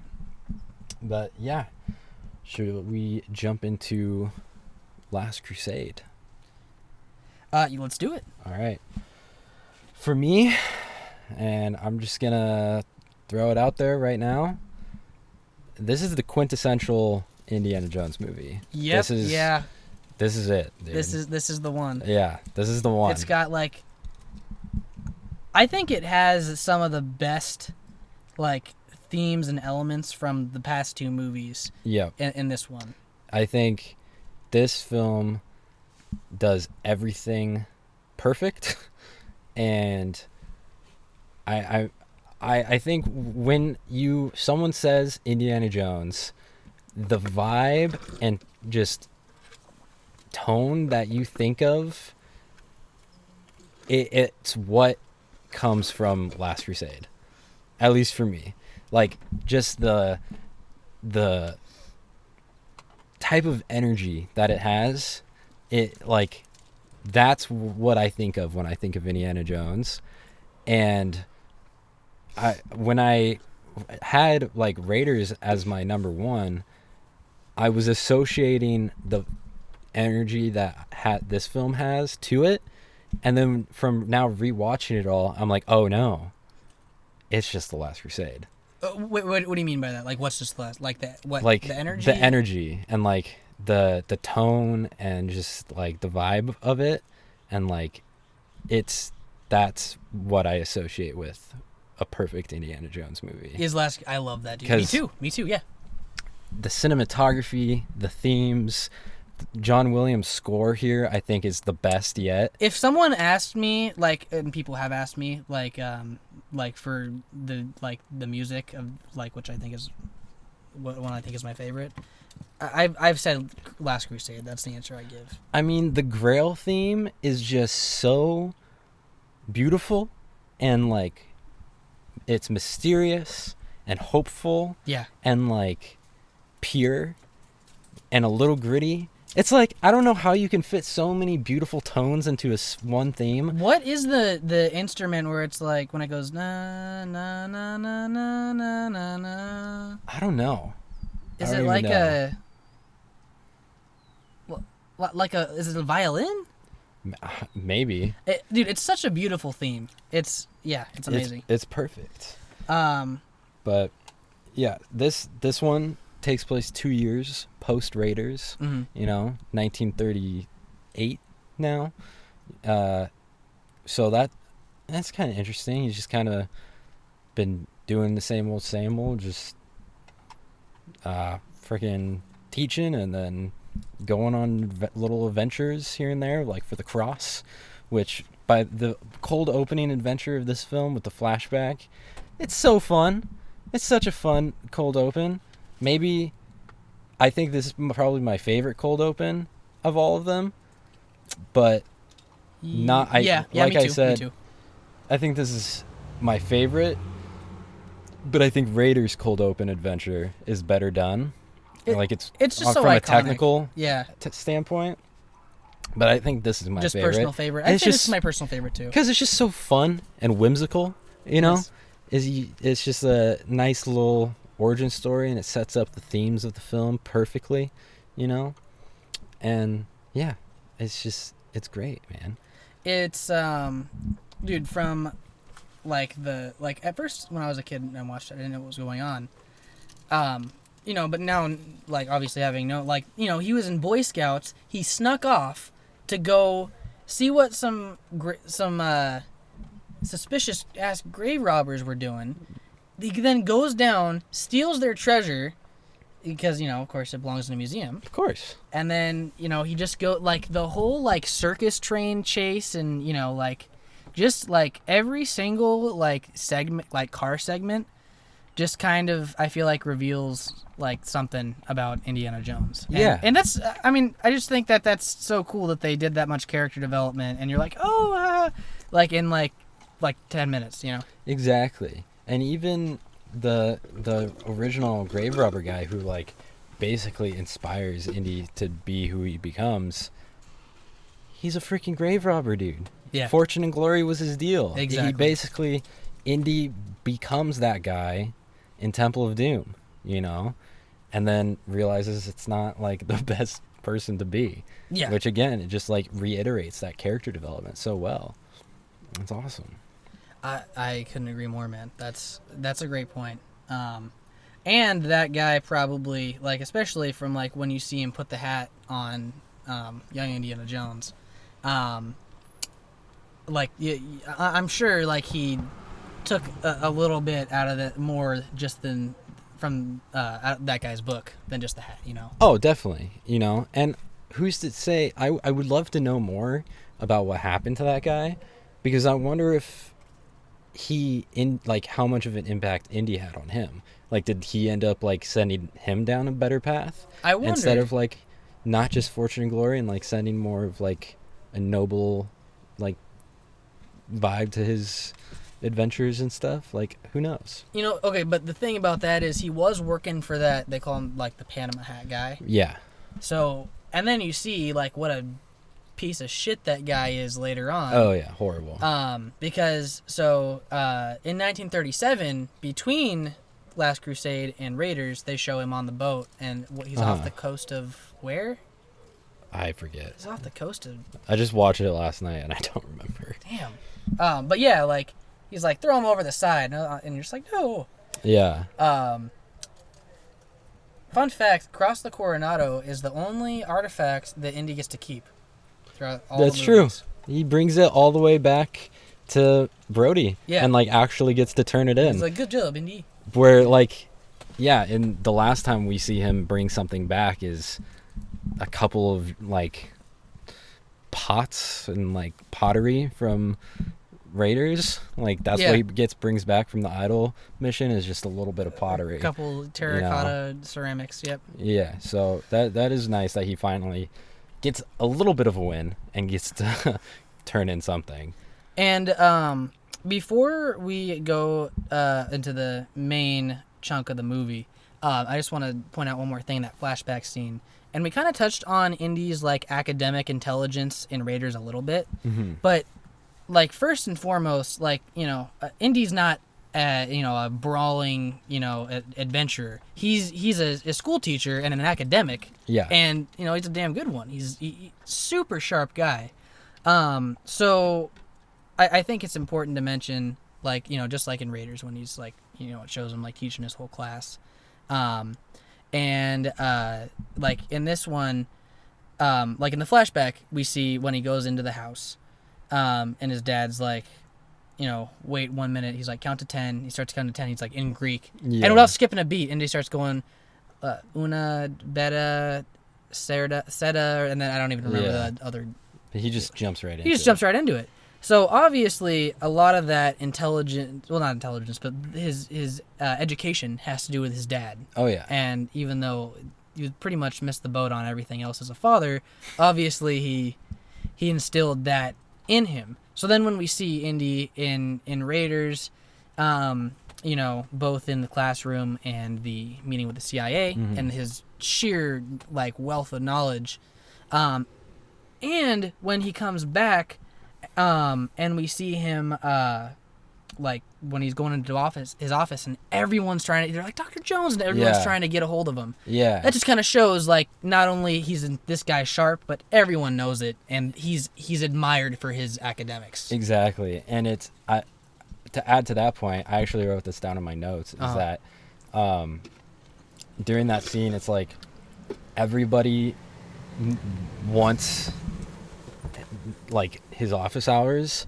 Yeah. And he's been gone on this adventure for the cross for however long, and the first day he's back, everyone just floods him because he's like, I don't know when we're going to get another chance with this guy because he's always in and out. Yeah. And so they all flood him, and then I just love how he just doesn't give a shit, and he just neglects his responsibilities and just crawls out the window. I love that. He's just like, yeah, I know I have office hours and I have to help these students, but dude, I just got back. I'm tired. I gotta go, man. And he just hops out the window. Which is great because it shows, okay, this guy's super sharp, super intellectual, but also he's human. He's human, dude. He needs a break. It makes him so relatable, man. Yeah, exactly. Just had to reset the camera and stuff. Where did we leave off? I forget. We were talking about his academics, how he's human and he still needs a break despite everything. He dipped from he dipped out of his college, and I like how we're kind of doing like a play-by-play, or not necessarily like a play-by-play, but like a brief synopsis of like all the movies and kind of going like not skipping around. Yeah, exactly. We're trying to hit as much as we can. For sure. Just a little disclaimer, batteries are pretty much out in the camera, so for the last, I don't know, third of the last quarter or last third of the show will probably be without visual and just audio, but that's fine. But yeah, so he's human. He needs a break, as we were saying. Yeah. And yeah, he's so after he's leaving the university, by the way, to be a college professor, like, because he's Professor Jones, Dr. Jones, so he has a doctorate, right? That's not just a master's. Yeah, he has a doctorate. I just think it's always so interesting that a brief little tangent. Mm-hmm. I just think it's so interesting that like Indiana Jones, especially among like I've noticed like a lot of like just kind of like man's man type dads, like your dad. Yeah. Like kind of like and my great uncle is also like that. Uncle Earl, what's up? The camera died, so okay. No one's gonna see you. Oh, Uncle Earl, I just gave you a thumbs up if you're watching this. Hope you're doing well. Yeah. But he kind of has this perception, like just like that he's like this like muscular kind of like beat him up like I don't know, like talks with his fists type of guy. And that's just from what I've heard growing up. Like that's the perception of Indiana Jones. Like it's not like a doctor. But anyway, yeah, that's just what that was my tangent. I just wanted to mention how he's a doctor first. Yeah, he's an intellectual and an academic, that's him first before like Nazi killer. Yeah, no, exactly. That's like not his like defining trait. That said, he sure does love killing some Nazis. But he does kill some Nazis pretty often, that's for sure. Anyway, he gets to Walter Donovan's apartment. Which, by the way, always thought it was cool that the villain of this movie was a rich dude named Donovan. Yeah. And I was like, I know a Donovan. I know one of those I guys. was like, I'll try not to end up like that guy. You've succeeded pretty well so far. I think I'm pretty damn far from Walter Donovan, so thank you. I would say so. So, Walter Donovan, so, like, you know, thus far for our, like, protagonists, or for antagonists, we've had, you know, Molaram and, you know, kind of like all those cultist dudes. Mm-hmm. Thuggies. Which are, you know, flat out, you know, bad. Belloc, Indy already knows he hates Belloc. Mm-hmm. You know, Nazis, Indy hates Nazis. Walter Donovan, he actually, and I think this is the only antagonist of a movie where he actually has a really positive conversation.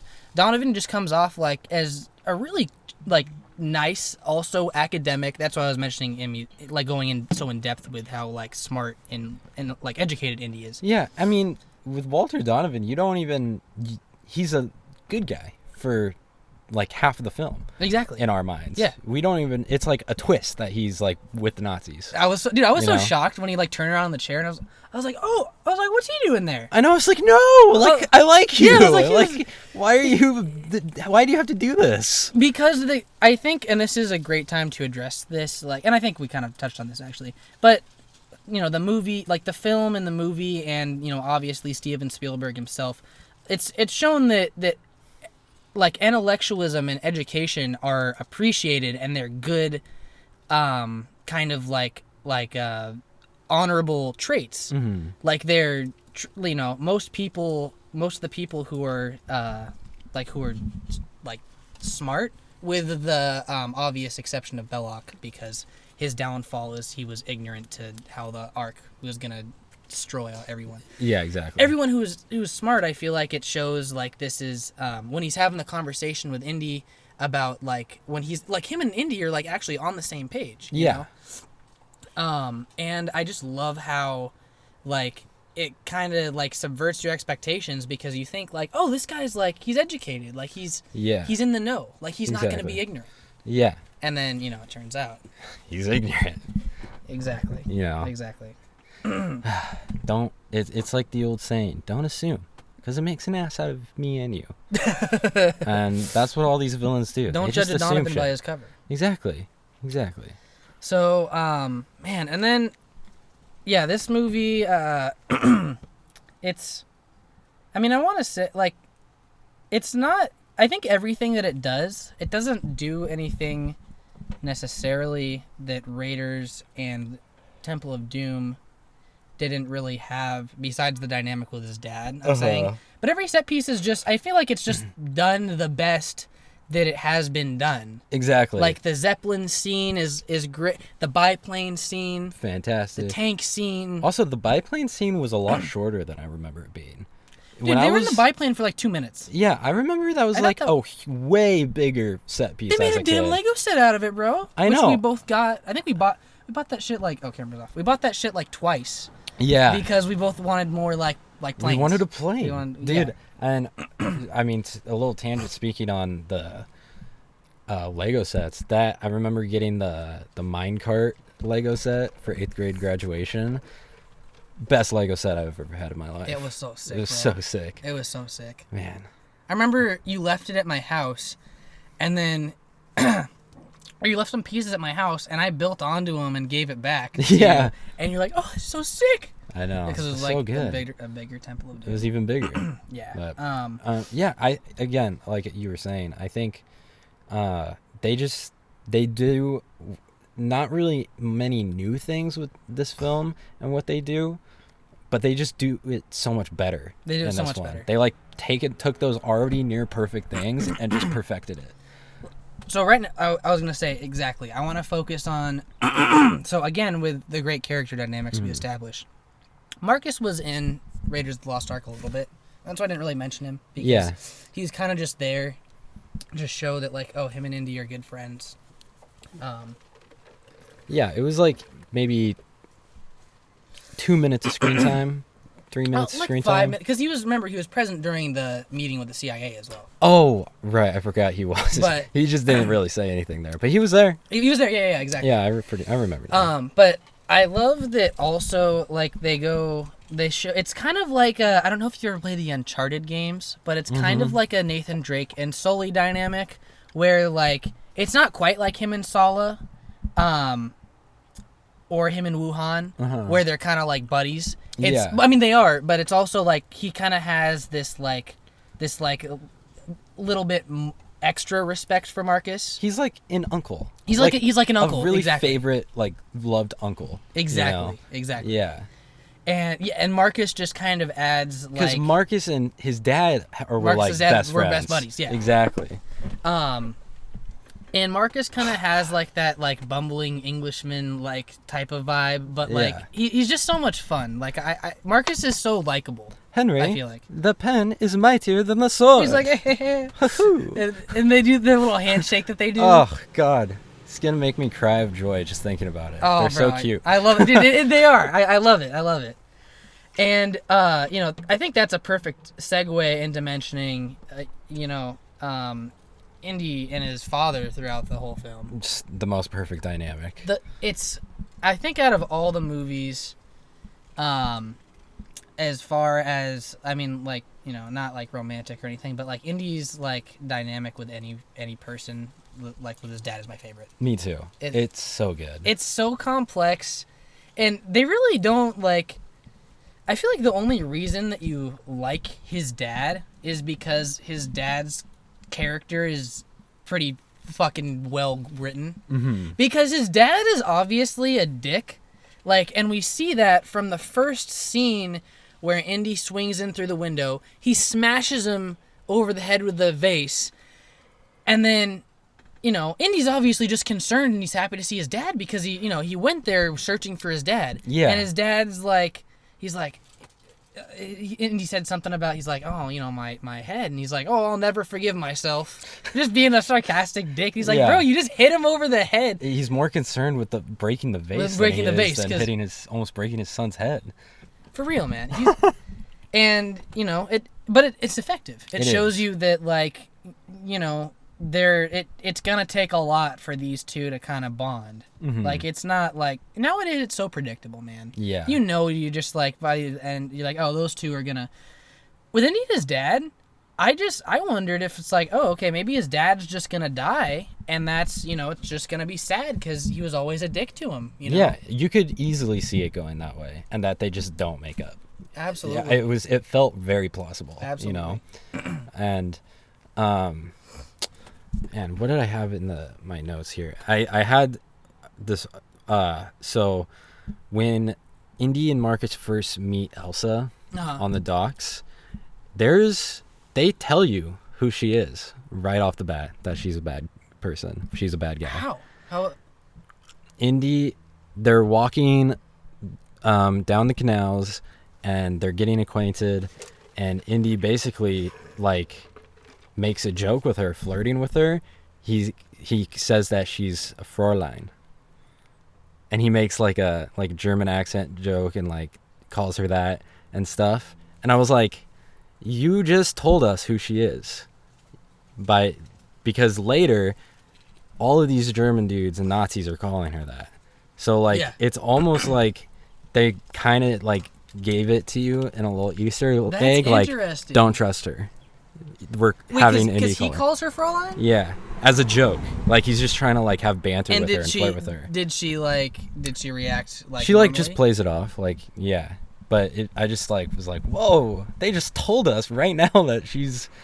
That's crazy. Nazi. I will definitely look out for that next time next time I watch. So yeah, the whole sequence in Italy is great, from where they're like, and that's also a good time to mention, like, this movie is definitely the funniest out of all of them. Oh yeah, easily. Dude, I really love how like when they're like the sense of humor that the movie has, it never undercuts any emotional moments. But when Indy's bashing the little like post on the floor and the guy's stamping. Yeah. Oh, that was always so funny to me as a kid. Yeah. That was like one of my favorites. I was like, oh, I can't wait for them to do that stamp bit, because it's so clever. I can't wait for that stamp bit. I love that. And that whole library scene, I mean, it's like probably the easiest puzzle you could possibly have, the like Roman numeral thing, and like the Roman numerals. and there's it's a giant X on the floor. Like you're gonna spot it like as soon as you walk in the door. So it's like the easiest riddle to solve, but the way Spielberg directs them figuring it out, it's so like tense. And you see, once Indy figures it out, he climbs the spiral staircase, and the camera slowly pans up the staircase, going over his shoulder, the balcony, revealing to us that the X is on the floor. Yes. Huge. Like, it's such a huge reveal, even though it's like not really shouldn't be a huge reveal because it's just a giant X on the floor, and it's like the easiest thing to figure out. But it's like that just shows like how incredible Spielberg is and how incredible the whole team was to just like give us that grand and exciting of a sequence out of something so easy and simple, you know? Yeah, absolutely. Yeah, just that whole sequence also, I just think like it's like cool to see kind of like Indy like get right in his element. Oh yeah. Like you know, kind of like right away he's like going to work, you know. Yeah. But especially like, so they get down to the catacombs, and I actually, this was a scene that I thought was interesting for a couple reasons. So firstly, Indy is obviously, like you mentioned, grave robbing earlier, which was a funny, like, I thought it was funny that you mentioned that, because I completely agree. But it showed, like, when he puts the little piece of parchment down on the piece of stone, and he has the rubbing tool, like, that's like a very common thing that grave robbers in, like, the 20s and 30s had. Oh yeah. So it obviously shows, like, Indy is experienced with that part, especially too. Like he knows how to read a tune. Oh yeah, exactly. Which is something we see even more of in Kingdom of the Crystal Skull, when he definitely raids a tomb. Exactly. You know, exactly. it's like, it's not. It is also, it's kind of a running joke how often he's called a grave robber in almost every movie, and then he denies it, and then we see him most literally robbing graves. You know, like that's been a big part in pretty much every single movie is him robbing a grave. I know. So yeah, and he's a pro at it. Yeah. And then what was I going to say? It's just like kind of interesting. Like also, I mean, I don't know if it should necessarily be a red flag, because Indy didn't really have any way of knowing that Elsa was like working with the Nazis or a Nazi. Mm-hmm. I go back and forth between whether she was working with them or she's. It is kind of unclear. It's pretty ambiguous, I feel like. But like just the fact that, like, you know, he just kind of met this like lady that, you know, was pretty much like a liaison like for her dad, or was working with her dad. Yeah. Or I mean his dad. And she's just as like goes right down into the tomb with him and starts like, you know, waiting around, and like she doesn't like think it's weird when he grabs the torch or anything. Yeah. And like starts like, you know, kind of MacGyvering that, because obviously she's like done that sort of stuff. Like she's gotten her hands dirty before too. Mm-hmm. And I don't know. I just wonder if like that would have been like a red flag. Like. Yeah, I don't know, because. Yeah, I don't know. That's a good question. Maybe he just assumed that, and like didn't see any red flags with that, because he just assumed, since she was working with his dad and like kind of done this kind of thing, that she wouldn't be too bothered by that. Gotcha. Interesting. I don't know. Okay. It's hard to say. Man, the speedboat chase scene is, I love that so much. Again, great Lego set. Yeah, dude. The boats. It's so good. And like the boat, like you'd push on the boat and the back half would like pop off. Yeah. I just told Faith about how much we loved playing with that set when we were watching it last night, and I was like, oh, the boats. I was kind of drunk at the time too, and I was like, oh, it's the speedboats. That was such a great Lego set. Oh my god, it was so fun. I miss that. You know. And did she know what you were talking about? Yeah, I explained to her. I was like, yeah. She's like, what are you talking about? And I was like, It was just they made a Lego set out of Like this scene, and scene. it was the best thing ever. Oh my god. What was Faith's favorite movie? I think she said that she likes The Last Crusade the best. Oh really? Okay. I think so. Yeah, Victoria said she like it wasn't really any contest for her. It seemed like, 'cause she was like every time after I asked her each of the movies she said Temple of Doom. Yeah. So yeah. But yeah, dude. Oh, also, yeah, sorry, real quick Uh-huh. about the speedboats they seen. Were you gonna talk about the speedboats more? Yeah, a little bit. Yeah. Okay, go ahead then. I Well, thought then- you were gonna change the top part. No, you mentioned your thing first. Okay. Just that the people who are chasing them and fighting them, I mean, we think they're bad guys in the moment, but then we realize they're like actually homies. They're actually, yeah. And they're protecting the Grail and stuff. And then like once that's miscommunication set out, like they stop trying to kill each other. Yeah. But like, is there no remorse or like regret for killing like 3 of those dudes in the speedboat chase? That's so interesting you say that, because they were homies. we actually talked about that scene, like, because I watched that one with my whole family, and we actually talked about that, and because someone else said that, and I was like, he's like, oh well, he killed 3 of them. I was like, no, he punched the one guy off the boat, okay, and then the rest, and that guy, was probably fine. Yeah. Besides getting a mouthful of Venice Canal water, Yeah. which sucks. Ugh. But then the other 3 guys who died, that was just because Indy and Elsa like had that miscommunication, which I actually commented because she thought he said go between them, and he actually said go around them, the boats, like the 2 boats that were like closing in on each other. But I still think it was funny that like Elsa, it's like, why did she like follow his advice and be like, no, I'm not gonna do that. Yeah, there Like, was no you common idiot. sense there. So yeah, no common sense at all. She's like, oh, I'm just gonna follow his advice, which doesn't. Obviously, I don't know. Maybe she's just not street smart like that. I don't know. So they nearly make it through. She is a Nazi. She is a Nazi, exactly. So So. that's just obviously already lack of Yeah. intelligence there. Exactly. But so then the other guys, for some reason, decide to follow them. So I entirely put that on whoever was driving the boat. Yeah. I didn't even realize that, but you're completely right. That's the driver's fault. That's the That's his, driver's complete fault. Whoever was driving that boat, he's to blame for them all dying. No, for real. Because if Elsa, we can forgive Elsa not thinking and about like how it's not a good idea to go between them, because she's a Nazi. Yeah. And they don't have the best ideas. For real. But these guys are like chilling, like they should know better. That's what I'm saying. They're man. guardians of a holy relic. They should be able to perceive maybe I shouldn't drive through these 2 boats that are closing. Yeah. You know. So yeah, you're right. That's their own fault. I'm glad we talked about that, because that cleared everything up for me. Because I was like really concerned for a while. I mean, Indy may love killing Nazis, but he's not. He's not just like I said, he's not first to like talk with his fists. Like, but like he said, he asked the guy. He's like, "Why are you trying to kill us?" Yeah.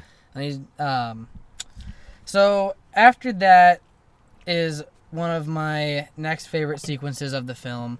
They go to that the Nazi castle, which I think is so like that was so well done, because the last time we saw the Nazis, they were just kind of like taking over stuff, and like they just kind of showed up. They had their like little tent in Cairo in the desert.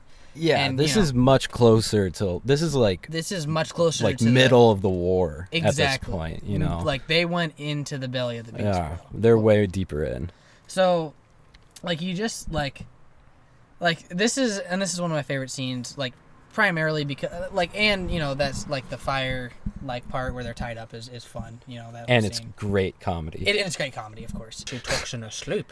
Didn't Indy look like disturbed like after? Dude, I was disturbed I too. was like, dude. It's not. You should not have. That's not something you want to share with your father. I don't know. Yeah, that was. But I mean, I don't think that they're like that. They were like, or that Indy was necessarily like proud of it. No, he definitely wasn't. Yeah. I mean, Henry Jones Sr. didn't seem to mind that much, unfortunately. He seemed to like. He's made a lot of jokes about it. Yeah, no, he didn't really give a shit. No. I love the comedy with Indy and his dad, bro. Yeah. Definitely. But also, this is a great showcase for just kind of the amazing set pieces that we see throughout these three movies. Yeah. I really love, like, this whole castle is, like, decked out with, like, secret passageways and, like, you know, the revolving fireplace. It's just got, you know, all sorts of stuff. But yeah, no, the comedy with Indy and his dad is primarily what I love about this scene. Is because just like when they're tied up and Indy drops the lighter and he's like, his dad's, you know, like blowing on it, which was kind of stupid. Yeah. I don't know why he was. I know. That's okay. They really like. I think it's just part of his character that Henry Sr. is obviously like he's academic for sure. He's a smart guy, but he's not really street smart. Yeah, definitely not. Yeah. He's way too academic. From when he's blowing on the flame, he shreds the tail fin of the plane when they escape the blimp. Yeah. I mean, yeah, man, we could go over like the Zeppelin scene where Indy punches the guy out and you get the iconic no ticket. Yeah, and then you have a great heartfelt conversation between Indy and his dad about his childhood and stuff. You know, when he says, I respected your time and, you know, taught you self-reliance, and that's obviously what he thought he was doing. He thought he was giving him independence. Yeah. And Indy was like, no, dude, you were just showing me that, you know, all these people who were dead for, you know, thousands of years or hundreds of years were more important to you than your son. Yeah, exactly. And yeah, and it just delivers so much like context in like very few lines. Oh yeah, definitely. And then it's just such a human moment when Henry asks him, well, I'm here, let's talk. You know, what do you want to talk about? Yeah. And then Indy just like laughs and squirms in his like awkwardness because he just doesn't know what to say, and he's just like, I don't know.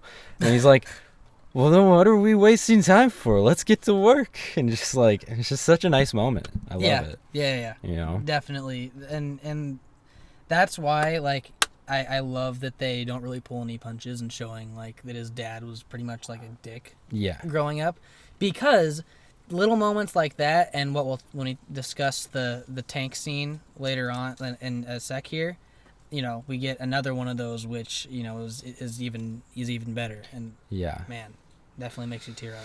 Oh god. Yeah. But yeah, dude, so let's see, because this movie has so many different like I feel like the pacing is a little bit more constant or consistent in Raiders, but in Last Crusade there's so like, you know, we get the motorcycle chase scene, man, we get you know, like that's a great scene. There's that great moment in that scene when Indy throws the spike in the Nazi's bike and he like blows up. Oh yeah. And then he laughs and looks at his dad and he's just like, dude, what the hell? Like, why are you enjoying this? I didn't even pick up on that. And then and he just like awkwardly, just like straight face, looks back on the road, and it's like, that's such a good moment. Dude, that was great. Dude, I didn't even love killing that Nazi. I didn't even appreciate that. Like, so I didn't even notice that. But yeah, no, it just, you know, again with consistency with his character, dude just loves killing Nazis, especially when he has the javelin. He like jousts that one Nazi off the bike. Oh yeah. Yeah, when he like smiles and he looks back and he's like all proud of himself. Yeah, great touch. And then they stop at another great moment between him and his dad. When they stop and they have the argument at the crossroads. Yeah.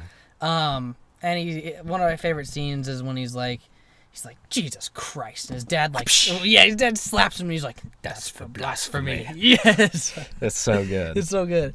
And Yeah, because obviously his dad's like a hardcore Catholic. Yeah. Yeah. That's so good. It's so funny. I wanted to talk about, like, actually see your feelings. So the Nazi book burning rally is obviously, like, you know, that's a pretty hardcore scene, just because, like, as you said, you're going, you know, into the lion's den. Yeah. And just, like, I don't know. And then, so when he has a conversation with Elsa there, and he's like, you know, he's pissed at her because she straight up betrayed him back at the castle. Yeah. She and slept with his dad. She slept with his dad. And, like, there's a lot to be upset with her yeah. for. And she says, I believe in the Grail, not the swastika. Yeah. Like, do you think that that's actually true? Because I think that she's a full-on Nazi. Like, I don't care that she's, like, crying about, like, the books being burned. Like, she's not just complacent, she's participating. Yeah, no, I think she is a full-blown Nazi, and I think her crying at the book burning has nothing to do with the fact of her not being a Nazi. It just has to do with the fact that she's a intellectual and academic and just doesn't like seeing knowledge being burnt like that. But I think she's for sure a full-on Nazi, and I think when she's crying to Indy, and said that I believe in the Grail and not the swastika, I think that's her just trying to manipulate him, basically. Definitely. And just trying to get the Grail diary from him again. Elsa's absolutely. Elsa's a great character, and, you know, like, I think she's, like, played really well, but, like, she doesn't really have, like, any redeeming qualities about her along the way, because we realize, you know, later on all of that's a ruse. Yeah. And then when, you know, the Nazis, you know, at the end of the movie, like, not to jump ahead, but, you know, just, like, when, you know, everyone kind of, all the other threats are eliminated, she still is, like, just, you know, single-minded about, you know, I guess, her fortune and glory. Yeah, exactly. And it's like, yeah, she still has that selfish motive. Yeah, you know? Exactly. And it's like, so yeah. Was she a diehard Hitler fanatic?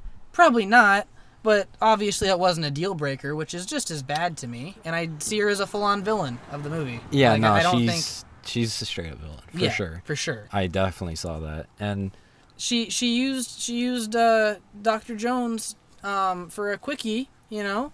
Which one? Oh, sorry, both of them, you mean? Because they slept with both of them. She's just getting what I mean, you know, that's something like that people like would get on James Bond for doing, like, you know, horny bastard. She literally just used both of the Jones boys for sex, right? Well, maybe she did it for manipulation. Maybe she slept with Indy in order to let his guard down so she can earn more trust. Oh, definitely. And then take advantage of that. Yeah, but I mean, and probably more did the same for Henry. For sure. You know, more to our point about why she's, you know, she's just a villain. Yeah, dude. Exactly. I would say she's probably even more of a villain than Walter Donovan was. That's a good point, man. If you remember, like, I don't even think he would have ended up, like, he had no beef with Indy, like, really. No, like, not at all. Back at the castle when they were tied up, you know, when we see that, you know, it's Donovan, he turns over and he turns around and he's like, oh, you didn't follow my advice. He's like, I told you not to trust anyone, dude. Hey, he tried to help him out and give him that advice. He told him, he warned him. It's Indy's fault for being too trustworthy. Yeah, exactly. Absolutely. Yeah, and again, I was really shocked at the reveal. Yeah, 100%. One thing I had in my notes, this jumping forward a little bit to when they're in the desert now, and there's the tank and everything, and Indy is looking down at them with the binoculars, and they see the shine, and they blow up Sala's car, and then he's like, that was my brother-in-law's car. And then later, like 5 minutes later when they go to get horses and Indy tells him not to get any camels, just a horse, and he comes back with 5 camels. He's like, I said no camels, that's 5 camels. Can't you count? And then but my favorite thing about it is that Sala got the 5 camels to give to his brother-in-law as compensation for his car getting blown up. Yeah. Because he was like, it's compensation for my brother-in-law's car. And I just thought that was so funny. Dude, I don't know why we haven't mentioned Sala so far, but dude, I love the Sala scenes. Again, because it's like, Sala's a lovable guy, but also he's, quick on his feet. When the German guy is trying to accost them in the city of Iskendron, he's like, run, and Marcus wasn't getting it, and he's like, when he holds up the paper and he's like, morning edition, the papers, I just finished reading it myself, and he punches the guy in the face. Yeah. He just socks the guy. That's great. Yeah, I love it. Just, all the side characters, or the supporting characters, I should say, Marcus in this movie, I love how he's more prominent, and he just kind of hangs out and gets into the brunt of, the tank battle and, everything, man. Just like the feel of this movie, like the tone, I'm enjoying it all the way through. Like it's, I'm just having a great time. Yeah, it's perfect, man. It's got comedy and like heart and entertainment, like perfectly balanced. Good old fashioned Nazi killing. Dude. The tank scene is probably one of my favorite scenes in like any movie. Like I was just gonna get to that, excited to talk about the tank scene. I put in my notes. I'll read it Okay. because I think it will get a kick. Okay. I put, and mind you, I was drunk when I was watching this and I was writing these notes down. I said, "Take sequence, arguably best action set piece in the whole series." LOL. Yeah, I'm not gonna argue that, and the minecart chase are amazing. But the tank is just stands out for me a little bit more because of like the emotional stakes with like as it gets more and more towards this cliff, Indy hanging off the side. There's emotional stakes. It's funny. It's heartfelt. It's so insanely tense because, like you said, the longer it goes on, just the more dangerous it gets. And there's that point where like Indy's hanging off the edge and he's getting like pushed into the cliff and all the rubble's hanging down on him. He's about to be slammed into a wall, and then he gets back up, and then when it goes off the cliff you think he died, and it's like it's such an emotional roller coaster, dude. It's so, my jaw was on the floor the entire time.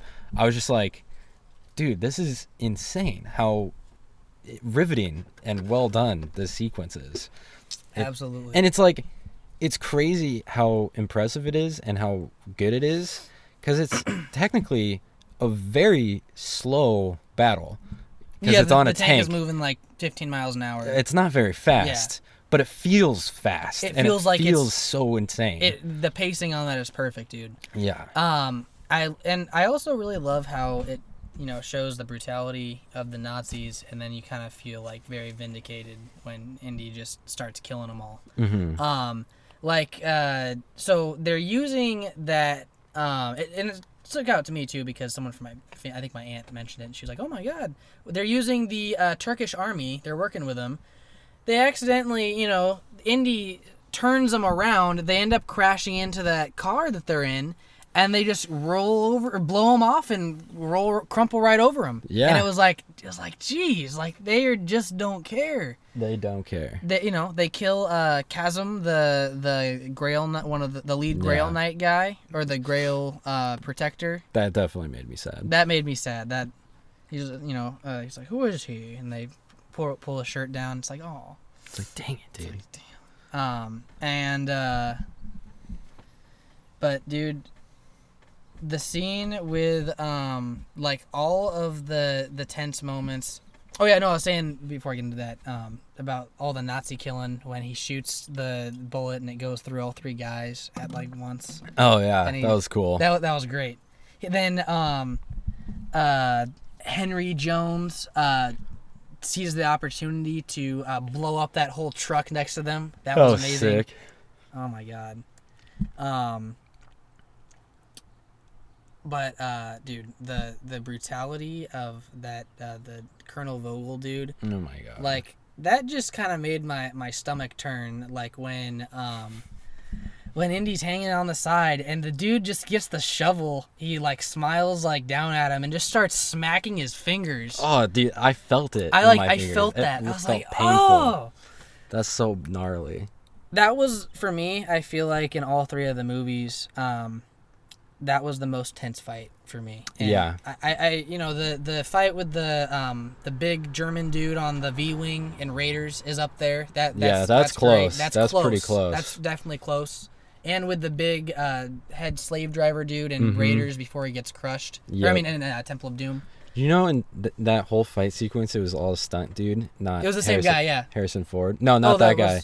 Well, that was the same guy who played both of those guys too. By the way. Yeah. I knew about that one. Okay. But wait, that was his stunt guy. I thought Harrison Ford did all his own stunts. He was injured for like a week. Oh, his back, right? Yeah, he hurt his back, and so.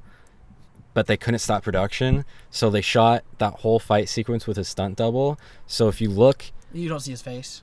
There's like 4 close-ups that Harrison did for like 4 quick shots, and then other than that, it's all just Indy's back. You never see like him, or you see it and he's like really far away, or like his face is in the shadows so you can't see who it is and stuff. That's crazy. Yeah. I heard that like a week before I rewatched, and when I went back, I looked out for it. I was like, oh my god, you really can tell like that's not Harrison Ford there, but like it blends in so perfectly.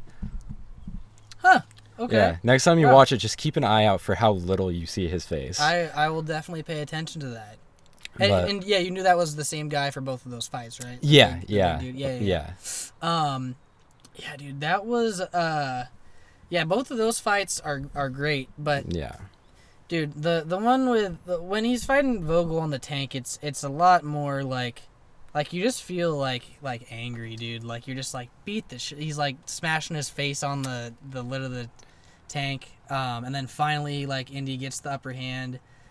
His dad almost falls off the tank, and he like has to whip him. And he's like, "Son, get Dad!" And he's like, "Dad of Indy, come here." Yeah, exactly. Yeah, that scene. But yeah, dude, and then man, when you see Indy's hat fly off and the tank go over the edge and Vogel's body just get ragdolled across, yeah, that was amazing. Yeah, that was amazing. Yeah, that whole scene, and then that definitely made me tear up when his dad thinks he's dead. Oh, dude, and he's like, how he basically is just like, I didn't even get to ever say anything. Like 5 minutes would have been enough. Oh yeah. And then it's just like, man, dude, like you had that 5 minutes on the Zeppelin, but instead of when Indy said that he didn't know what to say, instead of just like then you trying to start a conversation, he just jumped right back into the grill. Yeah. You know? And so like you feel that regret, and it hurts. Yeah. It's painful. For sure. And you have 2 of Indy's closest friends there too. Yeah. Basically like best friend and his like uncle figure. Yeah. You know? Exactly. It's just like, man, dude, it hurts. And just like there's a scene, I don't know if you caught it, but there is a scene, I think I wrote it down in my notes, where they're all 3 standing, and you see like obviously Henry Sr.'s regret like hurt, but you see like Saga, like he takes his fez off and he puts it against his heart, and his like lip starts to quiver, and I was just like oh Saga, no, man. It's okay, buddy. Yeah, no, he's gonna crawl up right now. Yeah, I was like, don't worry, he's coming. He's coming. Yeah, dude. That made me so happy. He crawls up the hill, and his dad gives him a big hug, and he's like, "I thought I'd lost you, boy." And I was like, "Yeah, that's beautiful." It was beautiful, man. So then, I mean, let's just. God, we've been talking about this for. I mean, it's okay. I'm glad we're going. This is such a great movie. There's so much to unpack, dude. I don't want to miss anything. Exactly. The Grail Temple set piece is like also like so tense, so perfect. I thought, I agree. I mean, like all 3 of the trials are. Yeah, they're all very clever and very well done, and it's very tense, and the moment when we're in the grill room, and we have the crazy scene of Walter just melting away into a skeleton. So is just good, dude. Epic. I want to take that because we didn't even really address it in Raiders, but the effects of like the 80s, man, So good. they were so good. Whatever Steven Spielberg was doing, dude, from in the Grail ceremony when Arnold Tote's face is just melting and just like dripping, sloughing off his face. Yeah. Belloc explodes. The other Nazis guy, his head shrinks.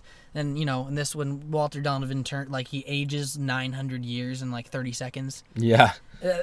Dude, I loved that so much. And did that give you like nightmares? Like that Yes, was, I that feel was like horrific. that was as horrifying as anything in Temple of Doom.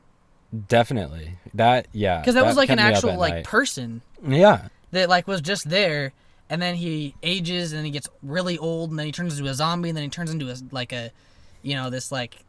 ghoulish like crusty like figure, and then his bones just fall into dust and he falls against the wall and all that's left of him is like dust blowing in the wind. Yeah, seriously. I think that's a beautiful scene though. I love that. Yeah, it was great. It's so and well then done.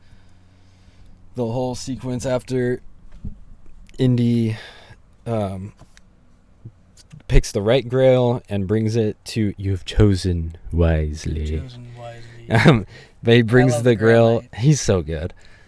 He was by the way, that dude was alive for 900 years. I don't want any disbelief that people have.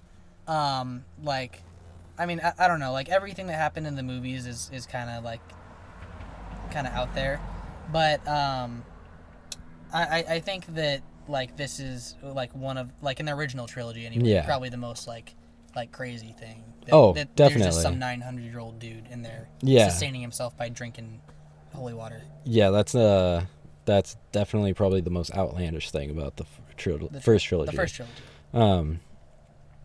But yeah, and then he brings back the water and saves Henry, and then Elsa shows her true Nazism again and takes the Grail beyond the seal, which you're not supposed to do. Big old no-no.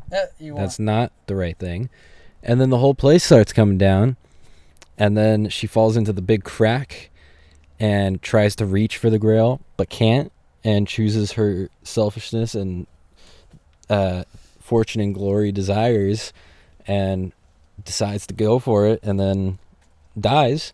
And then Indy falls down, and he's in the same position, and his old fortune and glory ways comes back for a moment. Yep. And he wants it. Just a he sec. wants it. And it takes his father finally recognizing his desires and his true self and calls him Indiana and tells him to let it go. And then you hear that beautiful John Williams music swelling, and then the tears start forming, and then Indy throws up his other hand and then gets pulled up, and then they run off. The Grail Knight gives them a wave, and then they run out of there, and then right off into the sunset. They man. ride off into the sunset. I mean, such a great ending. Such a beautiful. I love that so much. Yeah, dude. I did want to mention. I think it's like when he was trying to get Elsa to give her hand, and she's like, oh, I can almost reach it.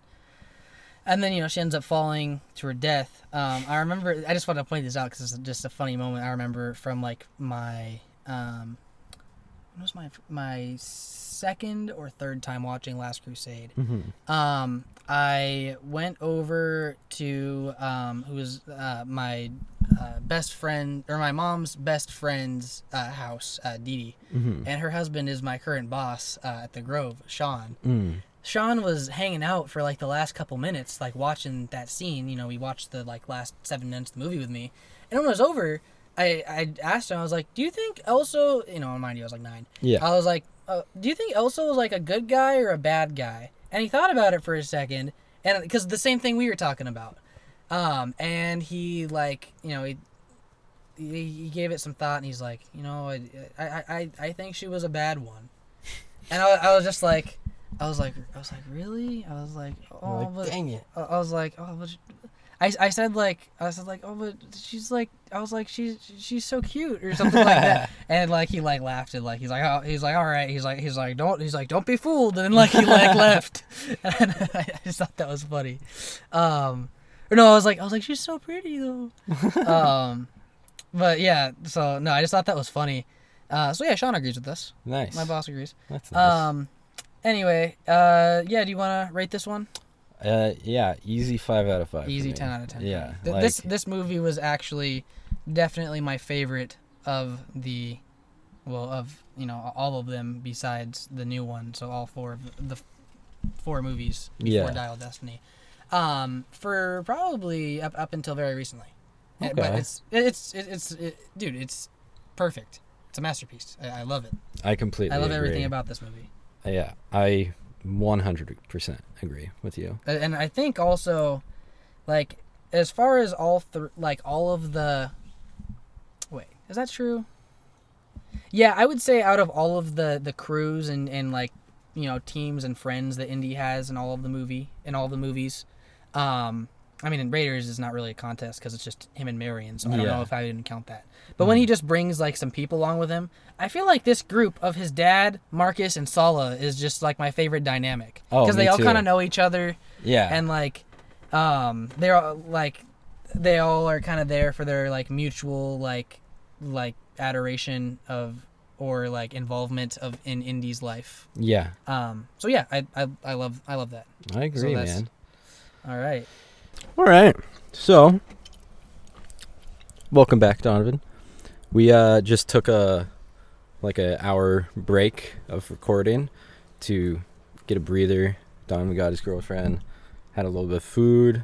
Gave you some time to consider these last 2 films. Yeah, these are the big ones. I feel like big ones to consider. Yeah, I feel like everyone has there's a like different opinion on these other 2. Oh yeah, exactly. These ones are where anything can really happen when discussing. Because I feel I don't know what Jake's gonna say right now. I don't know. I feel like for the last 3, it's like I kind of knew what we were gonna say. We just love all of these motion pictures. Yeah, they were just masterpieces, and like we've shared love for them for years. So it's like, yeah, I know your opinion, but on these 2, we've never really talked that much about Crystal Skull. And I know. Yeah. We haven't said a single thing to each other about Dial of Destiny yet. I have no clue what. Yeah. We haven't said a single word except we told each other when we were going, and then that was it. All right. Let's get into it. All right. Kingdom of the Crystal Skull.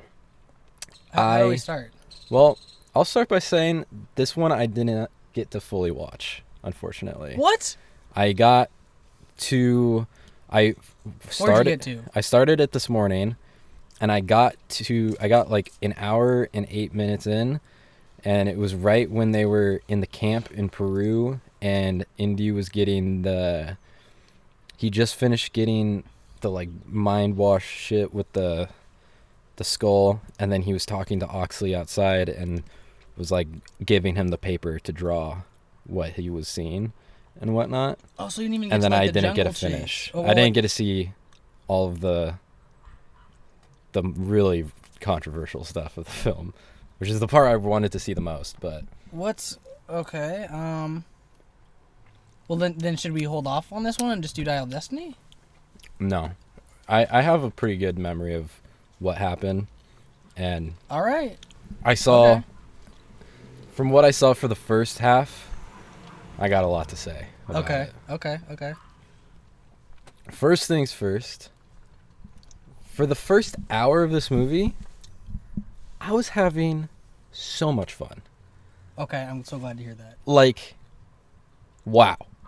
I went in with such low expectations. I was like, all right, here we go. Time to cross this last one off the list. I just want it to be over. And as soon as it started, I was like, dude, this is so fun. I don't want this to stop. It's a fun movie, bro. Yeah, I was like I had a lot, really surprised. A lot of fun to be had. It was a lot of fun.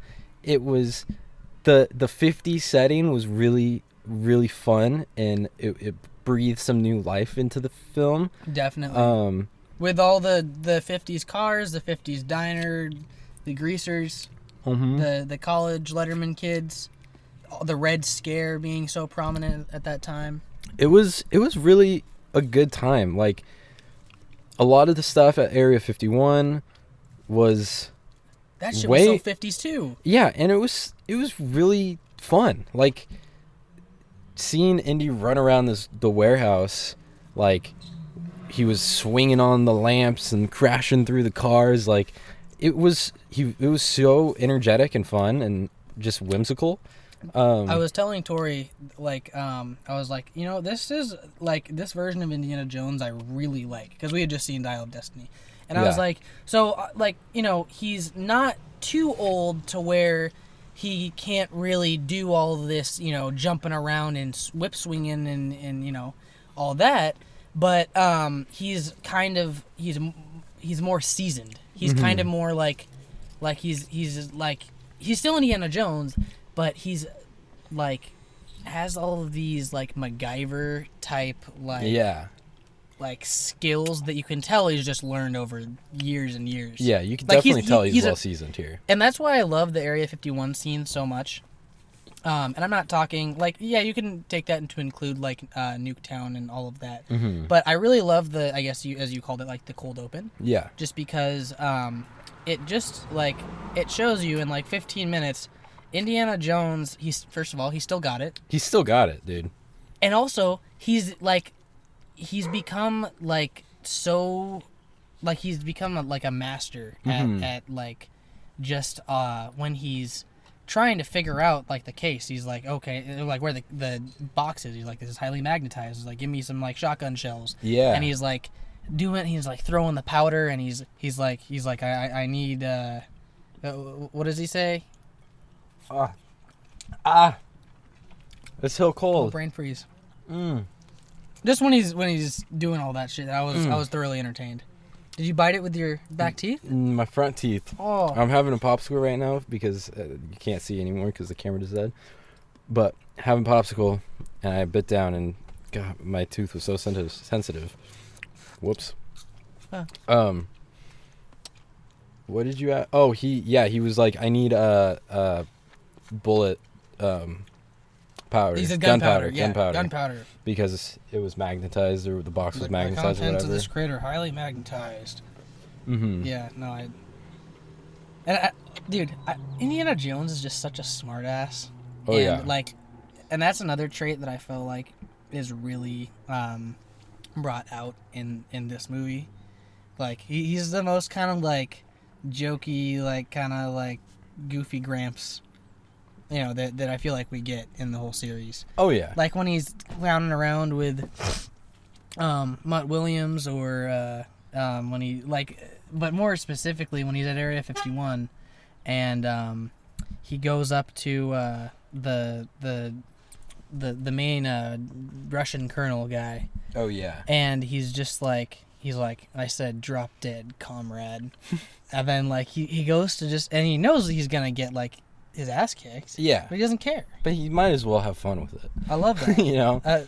Yeah. So I definitely love the version of Indy we get this film. Oh, me too. And I love how it mirrors Raiders and Last Crusade, where you have the cold open adventure, and then we come back into kind of break into the main story of the film by him teaching in his class, and it's the same classroom in all three films, and it gets interrupted by the dean. Originally Marcus for the first two, now Charlie, R.I.P. Marcus. I know, rest in peace, Marcus. Quick note about that, I love how they honored Marcus by having the Russian car drive into Marcus's statue, and his statue fucking crushes his nuts. Yeah, I loved in that moment that his head falls off. Mutt laughs. Yeah, and at Indy's it. Indy doesn't think it was because just he's like, that's like my uncle, he's dude. Like, that's like my buddy. He's like, you're dead. I pointed that out to Tori too. I was like, the Mutt thinks that's funny, and Indy's not having it. Just like when in Last Crusade. Exactly, and when Henry was not amused with Indy's pleasure of killing Nazis. I just thought that was funny. Mm-hmm. But. Yeah, dude. I mean, 50s backdrop is really does it really prominent. I love that. They're kind of going with the times, and in the 50s, the Russians were a huge threat. Mm-hmm. And I think they're definitely a great evolution from the Nazis. Yeah. Mm-hmm. I really dug the whole motorcycle chase scene through the college. Yeah, that was one of my favorite scenes. And the fact that it's all practical and everything too, it's just so fun, and it looks great. If you want to be a good archaeologist, you gotta get out of the library. I wrote that down in my notes, that quote, because I like how it's a parallel to what he said in Raiders to his students, and he said like 90% of all archaeology is done in the library. So, like, make sure you, like, read up and, like, get acquainted with that. And then now in this one, he's like, you gotta get out of the library if you want to be a good archaeologist. It's just, like, it's a cool parallel. I know. Yeah, I agree. I mean, I feel like that's kind of like a, common sub-theme. Like, he'll teach something, and then he'll find that in his, journey it gets contradicted, like in Last Crusade when he says X never marks the spot. Yeah, and then X quite literally marked it. I love you. But yeah, man, and that's another thing with this movie is I'm gonna play. Actually, no, I'm not gonna play devil's advocate, because I feel like this is a pretty based opinion of mine. People write this one off because it's not as good as the first ones, when if you look at the first ones compared to like any other movie, those are home run grand slams. That first trilogy. You're not gonna hit home runs every time. No, for real. But it's still directed. This is still, I would argue, a solid Steven Spielberg movie. Oh, it has so much style to it, dude. Like, I really, that's why I'm so, dude, like, finish go home and, finish it. I think you'll enjoy it all the way through, because it doesn't really lose steam for too long. Like, there's, downtime, but just like we were talking about with Temple of Doom, is I feel like Crystal Skull, also maybe because it was made in 2007, mid-2000s. Yeah. And it's a product of its time where movies were a bit more go. Definitely. But still, I feel like that works in its favor. And there's not really, any of those slow, downtime beats that Raiders has. Yeah, not really. It's pretty, okay, this, and then scene, and then location, and then location. Yeah, very similar to Temple of Doom in its pacing. Just kind of the go nature of it. I did write down in my notes that I don't really know why. I just thought it was interesting that this took place 12 years before Dial of Destiny. Okay. And yeah, I just thought that was fascinating. 12 years before. Yeah. Well, because it was 1957 and then it was 1969. Well, I mean, if anything, I feel like the Indiana Jones in this is closer to I feel like it's kind of closer to Dial of Destiny Indiana Jones than the last three movies Indiana Jones. Definitely I agree. It's his character is always consistent. There's a little bit of that kind of grumpy senior citizen type of kind of fuck off type of grandpa, but he also kind of has he's still got a little bit of pep in his step. Yeah, he's still pretty youthful and spry. For being 60 whatever. Yeah. Yeah, man, I really had a great time with this one. The jungle chase is awesome. I think all of the effects are still cool. I don't mind when Mutt's swinging with the monkeys. Me and Tori were just laughing our ass off at that. I did put in my notes, because I didn't get to the monkey swinging, so I can't say. It's just funny. It doesn't make me hate the movie. It's like I'm watching Indiana Jones here. Yeah, I put in my notes that I really didn't mind the fridge scene.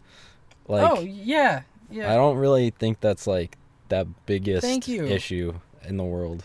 Like, it's not really a movie series that like That's is very super grounded realistic. Yeah. and realistic. Like it is, but it's really not. Also, and I feel like, yeah, it's crazy that he jumped in a fridge and survived a nuke, but I'm not also like- it's like it's not that hard for me to like just accept it. Dude, it's pretty hard to kill Indiana Jones too. Yeah, I mean, Like, you think that's how he's gonna go out? I feel like if anything, if anyone's gonna be mad about certain gags in this movie, it's these silly gophers in the beginning. You're just sort of like watching everything happen in awe and like are so like animated. I felt like I was watching a Disney movie. I know there's a heavy emphasis on the prairie dogs because not only like I don't know, maybe Steven Spielberg, like his wife, like maybe Kate Capshaw was just like, oh, like prairie dogs are cute, you should put them in the movie, and he's like, well, okay. And because that's a good point. There's a shit ton of prairie dogs. Yeah. First, the Paramount Mountain turns into a prairie dog hill. The prairie dogs are running all around. There's like 2 or 3 scenes of them in the beginning, like scene Yeah. before Area 51, and then when Indy and what's his name, Dovchenko, the big Russian dude, who kicked his ass like the whole movie kind of, Yeah. are on the rocket. They're just watching him go by like it's, yeah. They're like, whoa. Yeah. I was like, Yeah. what is this? It's like, I mean, again, I don't mind it. It's whatever. But No, I just thought it was kind of. I was like, well, that's goofy. Yeah, but if there's anything that's gonna be like, this is like super stupid, it would be them for me. Yeah. At least right now, It's because just I haven't seen the second half of the movie. kinda- I'll post a TikTok and Instagram reel giving my thoughts on the second half. Dude, please do. Okay. I'll finish. I'll be able Like to Jeremy finish it right John after style. this. Yeah, Yeah. exactly. Okay. Well, I mean, I really enjoyed the movie this time. I think it's fun throughout the jungle chase. And then all of the side characters I enjoy. I think Mutt Williams is. I don't think he's like the best character in the world, but I think he's solid. I think Shia LaBeouf is a good actor. Yeah, I think he's really good in that role. I like how he kind of like he tries really hard to appear tough, but Yeah. obviously like when he just was walking in Oxley, who was like a father figure to him. When he's walking in his cell and he's just looking at his drawings, he starts crying. He's like what happened, Ox? Yeah, exactly. He was great. Yeah. And he had a sick ass reveal when he drove through the train steam Oh yeah, on his motorcycle. On a motorcycle, yeah. Like Yeah, that's that was cool. just like that was a cool. so character moment. sick. Like I feel like in any like blockbuster today, it would be like done so much more poorly. But Spielberg just has so much flair that it's just like he just does cool shit like that. Yeah, he just knows how to make stuff like that work. Yeah. Um. So Indy's house, beautiful. Yeah, dude. I know. Like, oh my god. Like I hope that in Dial, just jumping forward a little bit, I hope that Miriam at least lives in that house while Indy's in his apartment in New York. I know, while they're yeah. separated. Hopefully. Because that house she is got the awesome. Yeah. Like, my god. That's It was stunning. and obviously, and it's not too like flashy. It's just like very No, tasteful. and, like, Exactly. yeah. It's just like a beautiful red brick home. dude. And I love how we got callbacks to both, Marcus and Henry Yeah. Sr. Like And he you- didn't like forget them. Exactly. Just And you 'cause hear it's- Henry's like Last Crusade. His theme Last come. Crusade theme. I was Oh, like, aw. it's so good. As you see the same thing happen earlier in the movie when they play the Ark theme When the arc gets yeah. yeah, and that was when like. I mean, I don't care because when they do it with Star Wars or Marvel, they call stuff like that that's like fan service and pandering and stuff like that. Yeah. I don't have a problem with it in these movies at all because Yeah. it's just like reminding me of the movies like the Golden Trilogy. Exactly. It's Yeah. nice. And But yeah, man, everything in this movie, it's not perfect, but I think it all works pretty well. I loved, having Marion back, and I think she's, like, her character's consistent. Oh yeah, she's great. You want me to remind you something of, like, a little moment that you said at the beginning of the pod, something you noticed in Crystal Skull? Oh yeah, the character moments. I have it in my notes too. I forgot. When they're Indy and Mutt are in the diner. Yeah. And they're first having their conversation and Indy's learning everything that Mutt's telling him about his mom and like why he's there and that needs his help and yada yada.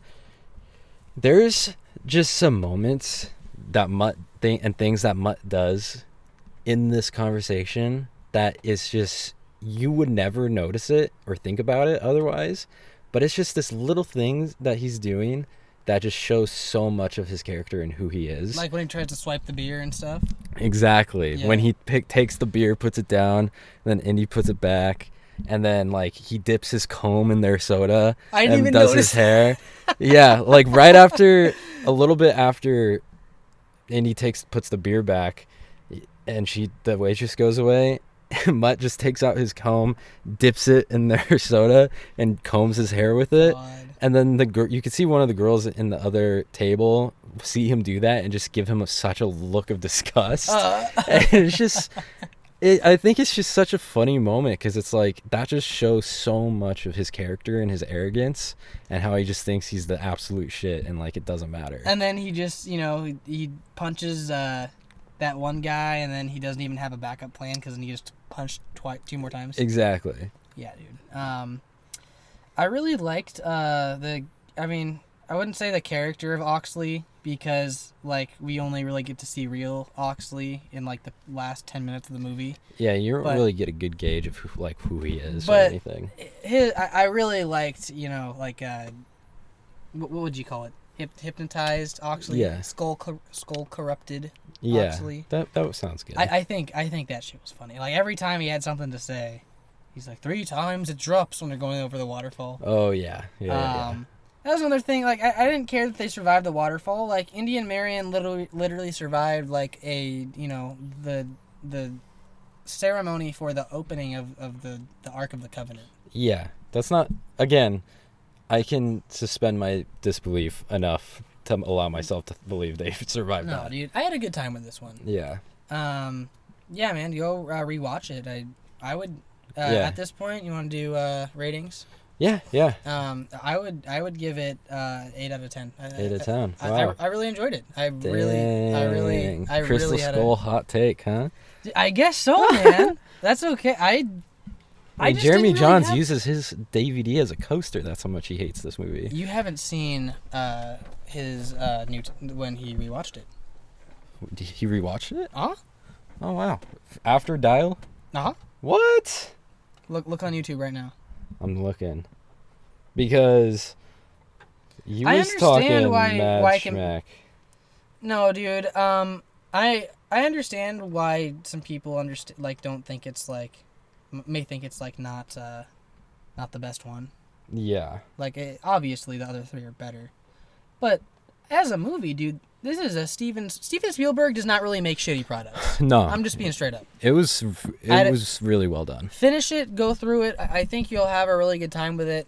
It's fun, and man, the Temple of Akator scene where they're all kind of in the main room. We didn't really talk about Mac, but Mac. His character in that, like, he was kind of comic relief for a bit of the film, but also it kind of reveals like a lot about, Indy's character, and just like he did with Walter Donovan, Indy can be too trusting sometimes, and that's one of his downfalls. Exactly. And Mac just he definitely has that sort of fortune and glory, like as he says in the beginning, he's like, I'm a capitalist, Indy, like, and they paid. Exactly. Talking about the Russians.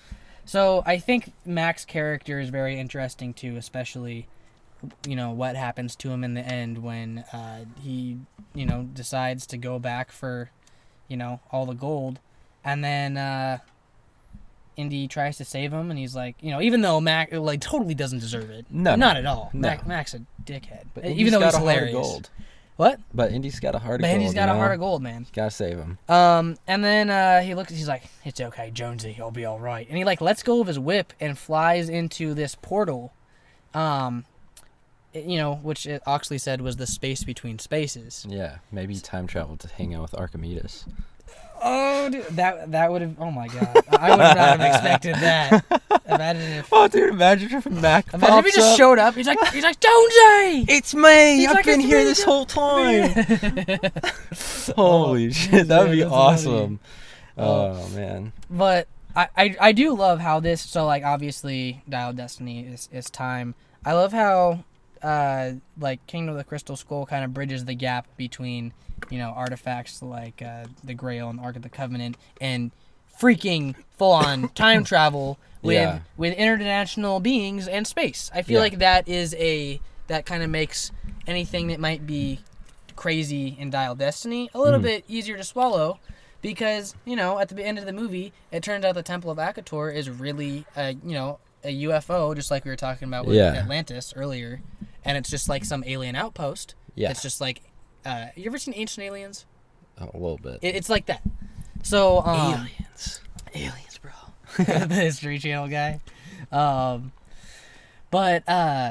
So they all watch this giant spaceship rip up the whole this whole ancient like Mayan style or Mesoamerican style temple, and just this spaceship fly away. And also they were in the room when Irina Spalko said she's like, I want to know everything, and then they're like, okay, you get your wish. And which Indy called earlier in the movie. Remember when they're at the camp, and he's like, you may get exactly what you want. Yeah. Yep. And then she can't handle like all the skulls joined together to form the one alien, and then he like, I don't know. I just had fun with it. I had a really good time. I didn't think that it was too goofy, and I love how obviously Spielberg has an appreciation for aliens. Yeah. Even though he didn't want to do aliens for this one, he did. He does have a knack for doing. Well, he didn't want to do aliens. George Lucas wanted it, and Spielberg fought him for not doing aliens. What did he want to do? He felt it was I think I remember he said he had just done Close Encounters, is that his? Close Encounters of the Third Kind? Yeah. Was that Spielberg? Yeah, but that was in the 80s. Well, he had just done... He did War of the Worlds with Tom Cruise. Okay. So he was like, I just did an alien movie. I don't want to do another alien movie. Let's keep it more grounded. Wait, have you seen War of the Worlds? Yeah. The scene where, I don't know why, but the scene where Tom Cruise gets really mad and he throws the sandwich at the wall and it sticks to the wall made me laugh harder than any comedy ever. Dude, that he's like screw it, and he throw it and it goes yeah. And I was just I was dying, bro. Yeah, that was really funny. I don't even know if it was supposed to be funny, but it just I kept laughing well into the next scene. I just thought that was really funny. That's awesome. But okay, man, what do you give Chris? Well, no, you can't even. No, you don't even get to give a rating on this one. But can I give my old rating? Oh, okay. It's probably not gonna be accurate. Well, yeah, my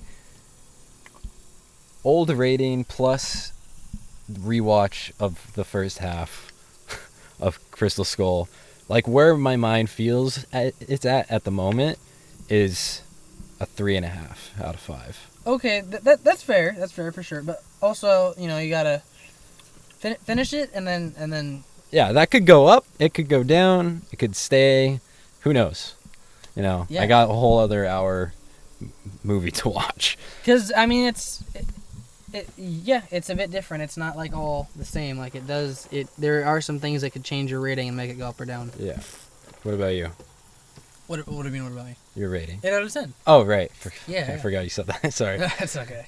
So, finally, after 3 hours, we have made it to the topic at hand. Indiana Jones and the Dial of Destiny, the long awaited finale to the Indiana Jones saga. fuck, we've been waiting for this for like all We've our been lives, waiting man. so Like literally, I remember like in 2010 talking about how there was like talks about this They're movie.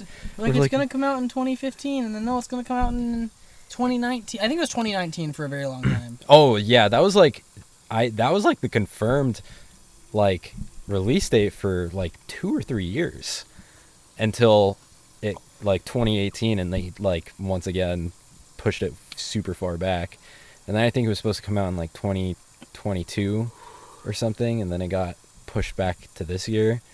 I think it was supposed to come out like last fall or something. Okay. Or last summer. But yeah, so it's Well, been a long journey. It's been a while. You know. It's been widely anticipated. Yeah. Very much like the Kenobi series. Kind of like same thing where it's like a character that we've loved since childhood now finally gets his long-awaited return. Yeah, exactly. So could I say I'm scared. what we like, what I feel like we think, like, and then you just tell me how I did. What do you mean? Like how I feel like. Oh, we tell feel you how you feel? Like how I think that we both are feeling. Because Okay. I feel like it's similar. Okay. Okay. Yeah.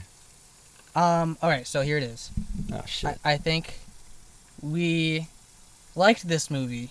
We enjoyed it, and it was but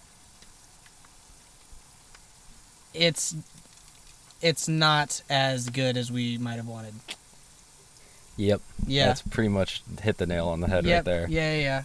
Yeah, I had a feeling I we mean, felt the same way about it. I wasn't as disappointed as Kenobi. I think. No, that was a much bigger hit That- than this was. What? Kenobi, A much bigger hit? like, hit to the heart of just how much yeah. it like Okay. was more I thought you were disappointing. saying it was like. No, No, yeah, it wasn't this more one successful. didn't like crush me or anything. No. And there are a lot of things that I think that we liked about it. Yeah, I loved a lot about For it. sure. That we loved about it, yeah. But so first of all, man, just like getting into it, I did not really like the character of Phoebe Waller-Bridge. Mm. I thought she was just. I mean, I'm not saying I dislike the actress, but I just think the character, like, she, like, literally left Indy, like, in a, she locked him in a room to die, and, like, this is supposed to be, like, his goddaughter, and I think that was also because it was pretty much just them two, and the character of Teddy, which I'll get into a little bit. But it was mainly just them, and this is, like, the only movie besides Raiders where it was just Indy and one other person. Yeah. Kind of like for most of the movie. Right. And I just feel like that is kind of why it suffered, because it was someone that, not only Harrison Ford hadn't really worked with before, where they could have chose Marion or, and if they didn't, that's cool. They could have chose Sala. They could have had Ke Huy Quan come back at short round, which I think is what we would have all wanted. Dude, yeah. What we all would have. Jeez. Dude, I was, and I was ready for something big like that. I was ready for kind of like a big grand accumulation, because we knew this would be like the last one. Yeah, this is it. I thought it was just gonna be a bit bigger in scope, and Sala was gonna be in it for longer than 5 minutes. Yeah, literally. I was like, I literally said audibly in the theater, and he's like, "Indy, I brought my passport." I was like, yeah. I was like, yes, you did. Yes, you brought your passport. Like, that's right. And then, like, Indy just walks in the airport alone. I was like, where the fuck do you think you're going without Sala? Yeah. Like, I was not. I mean, it I don't know. Did you not just hear him say how much he misses the adventure? Yeah, he just literally just said, and that yeah. he's available? Like, why are you not going to take him with you? Yeah. No, dude. To add to your points on Helena, I think, is that her? Helena, yeah. Helena. Phoebe Waller-Bridge's character, I really liked her in the role. and I thought her performance was really good. Her performance was really good, yeah. But I agree. I feel like, and I like a lot of aspects of her character. I like how she's a mirror of of Indy's younger self. Kind of, it's like she is the younger version of himself that he's trying to chase in a way, and like get that back of himself, because he's like such an old broken man at this point, and he's like just trying to live in the heyday and like capture his younger self. So I feel like she's like an external embodiment of that metaphor in a way. And so I like that, and I liked her performance, but there are some things that Helena does in this movie that are pretty messed up. Absolutely. And like pretty hard to forgive at points. Like, yeah, your godfather, whom you love and like had a really great relationship with as a kid, you take advantage of him and then lock him in the archive room to die by Nazis.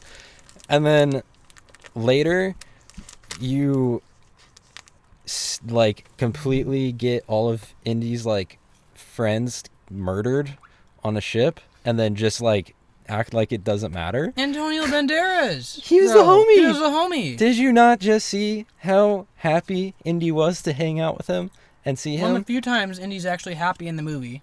Literally. And you just like don't give a shit that you just like basically were the reason they died? And I thought, this isn't a negative, but while I'm thinking about this, it was so sad, like when he died, like obviously Indy was like sad, but he's so like kind of numb and just like broken that he's just like, he didn't really, like he just like hangs his head and like, you know, probably like cries like silently. Yeah. Because, yeah, what did you think of like his character, like Indy's character in the movie? I thought it was good, but I wanted them to go harder in it. Yeah, I feel like it, like... If you're going to make him a grumpy old man, like, then... They did... I really like the scene on the ship where he's talking with her, though. Yeah. Where he's talking with Helena about, like, you know, in like 2 minutes he mentions how Mutt joined the war to piss him off. And fucking dies off screen. And dies off screen. Oh, that's a huge negative for me. Because, you weren't down with that? No, not at all. Okay. I think that's, like, totally so dumb. Because I feel like, why on earth would Mutt join the military and enlist to piss off Indy? Because, first of all, Indy, at this point, has supposedly fought in World War I, World War II, and, like, multiple other wars. And if you count Young Indiana Jones' canon, he fought in the freaking Mexican Revolution. Yeah. And, like, all of this stuff. And he was, like, a secret agent for a while in the military. Like, all this stuff. Like, I don't think Indy would be very, like, upset with him joining the war, because he's done it so many times. And also, Mutt would never join the war. He's an anti-authoritarian. He's a greaser. I agree with that. I agree that it's much more of a stretch that Mutt, like... And I'm not saying that I don't believe it. Like, I actually accepted it at the time. It actually made me tear up a bit because just Indy's sadness at... Yeah, I mean, I teared up at that because, like he's so sad. And then when he's like, and it pushed, you know, I'd want to tell him that, you know, when he said he'd go back in time to make Mutt not join the war, and, you know, he's like, and it, you know, broke me and his mother up. Like, that got me. Like, yeah, that was really upsetting. I agree with you. It's definitely a suspension of belief to think that Mutt, like, didn't get drafted and join the war. Yeah. But as far as Indy being anti-war and not minding if Mutt joined, I very much think it would piss him off if Mutt joined. Indy has almost gotten himself and people he loves, like, you know, murdered and, you know, like, almost ruined their lives so many different times. And I think that, like, all of those experiences he looks back on as, you know, as almost maybe even borderline PTSD. Like, That's true. where That is true. his dad, like, almost, he got shot, you know, in the chest right next to him, and he thought, like, his dad was going to die at the hands of a Nazi sympathizer. And, Yeah, that's true. you know, Short Round almost getting sacrificed to the underground child slave ring. And so, I mean, all that to That's say, true. all of these experiences that he's had in these war, I know Temple of Doom wasn't the war, but all of these, you know, war settings, that's why Indy would be pissed off if his son, someone he cares about, same as he wouldn't want Short Round to, you know, go, you know, into what he's done. And I wouldn't say that for any person who's been in the service, but I'd say that for someone like Indy who's seen how hellish war can be. Yeah. Well, good. Well done. My mind has been opened, and I have... Okay. Actually, I totally understand that. I didn't really think about all the trauma and PTSD that he probably deals with after his life. But I accept that Indy would be... It would piss him off. Mm-hmm. But I can't believe that Mutt would actually do that, though. Because I think he's just that anti-authoritarian, and he's a greaser. He would probably be in the protests. Mm-hmm. You know, I feel like naturally he would go and become a hippie after. A lot of the greasers in the 50s became hippies in the 60s. Exactly. So like, I feel like him joining the war to piss him off, he wouldn't do that, But because also, I feel like it would piss Indy off more for him to become a hippie. You know?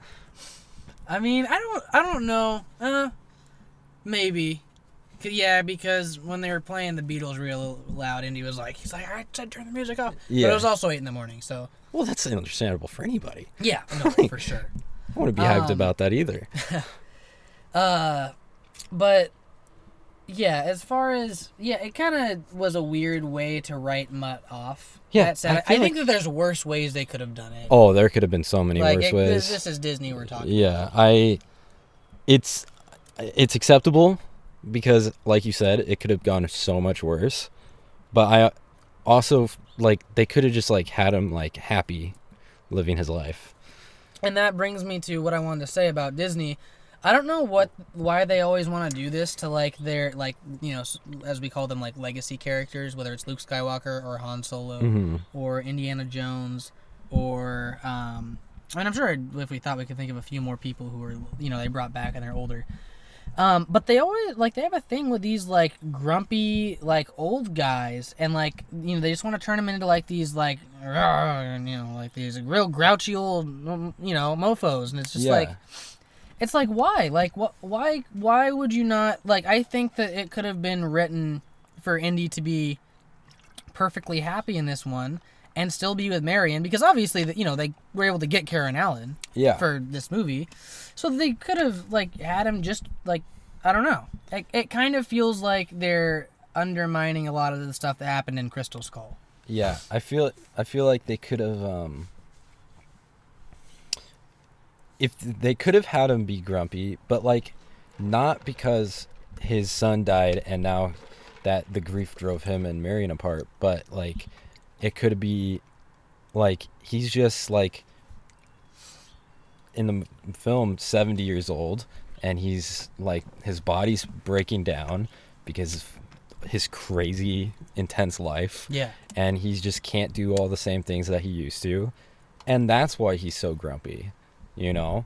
And he could still have Marion, he could be happy for the most part, but just, like, dealing with, like, some PTSD and just, like, physical trauma from his life, and that just allows for more of a psychological character study rather than just my son died and my grief split us apart, and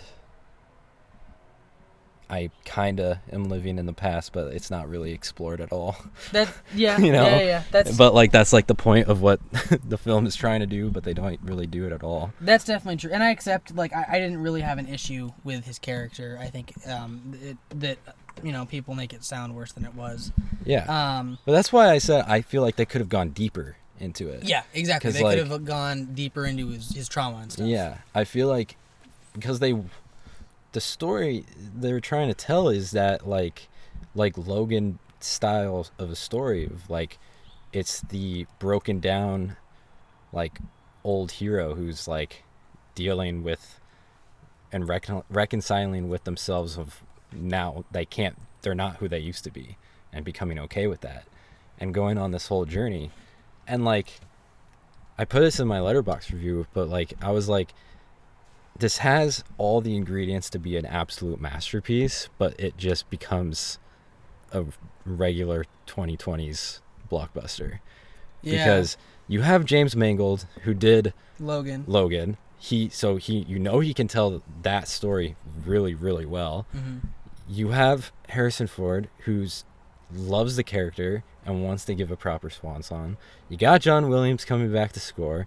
Like everything, all the pieces are there for this to be so good. Yeah. And then Yeah. No, I know. it's just average. Still fun, but yeah. Yeah. Would you say it's like your least favorite of the 5? I thought it was Crystal Skull, and I even told you that initially. Oh yeah. But this film has been on my mind every day since I saw it. Yeah, me too. And every time I think about it, all I can think of are the negatives, and it just gets worse in my head. Dude, and especially the more as I'm revisiting the old ones, it just makes all of those things I didn't really like that much just stand out that much more prominent.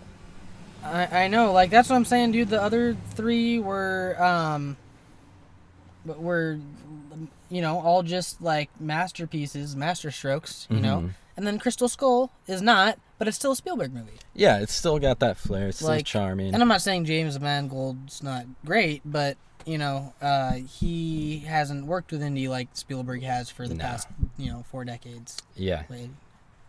Like 3 decades. So I don't know, dude. Yeah, I thought like everything was just from like it was a bit like muddy with the CIA getting involved and they're actually Nazis. Yeah. And then there were things I like, and I'll get into that when we talk about positives about like the Nazi resurgence. But I feel like that didn't really go anywhere. Like the lady with the afro who was playing like the main CIA agent, like her character seemed really interesting, and then she didn't like pan out anywhere. Yeah. And I think there were, again, like you said, all the ingredients were there. Like you have Mads Mikkelsen as the villain. Like that should have been. That should have been Chef's kiss. Yeah, that should have been way better than.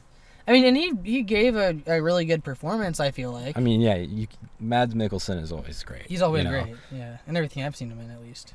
Me too. But I don't know, dude. I just think, like, there wasn't...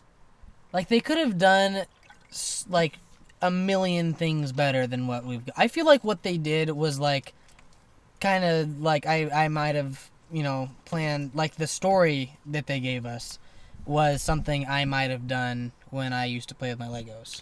Yeah. Like, and that's not even, like, a dig necessarily. Like, that's just, like, that's just, like, one kind of basic story. Yeah. I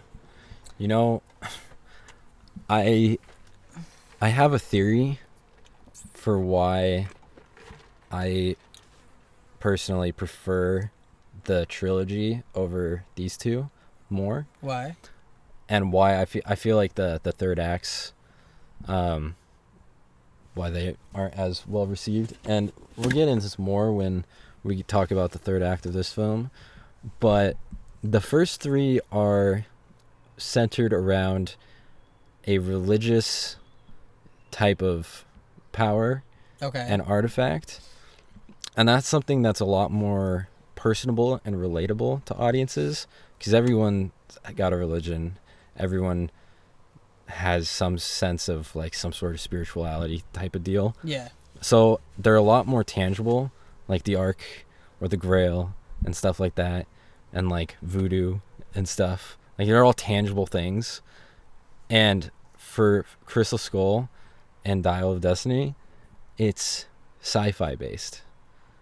It's aliens, it's time travel. It's like the genre got switched up a little bit. But I agree. But I feel like Crystal Skull kind of combines a sci-fi genre with an action adventure. Oh, genre. 100%. I think Dial does too. It's just like the outcome of the like core of whatever the mystery is. Okay. It's like sci-fi, and that probably just doesn't. It's not as tangible, and I feel like it doesn't match the Indiana Jones like ethos as much, as well as the like religious artifacts do. Yeah, I can agree with that. Which is why I feel like there's a significantly better MacGuffin in this that was there, but it just was left to be nothing.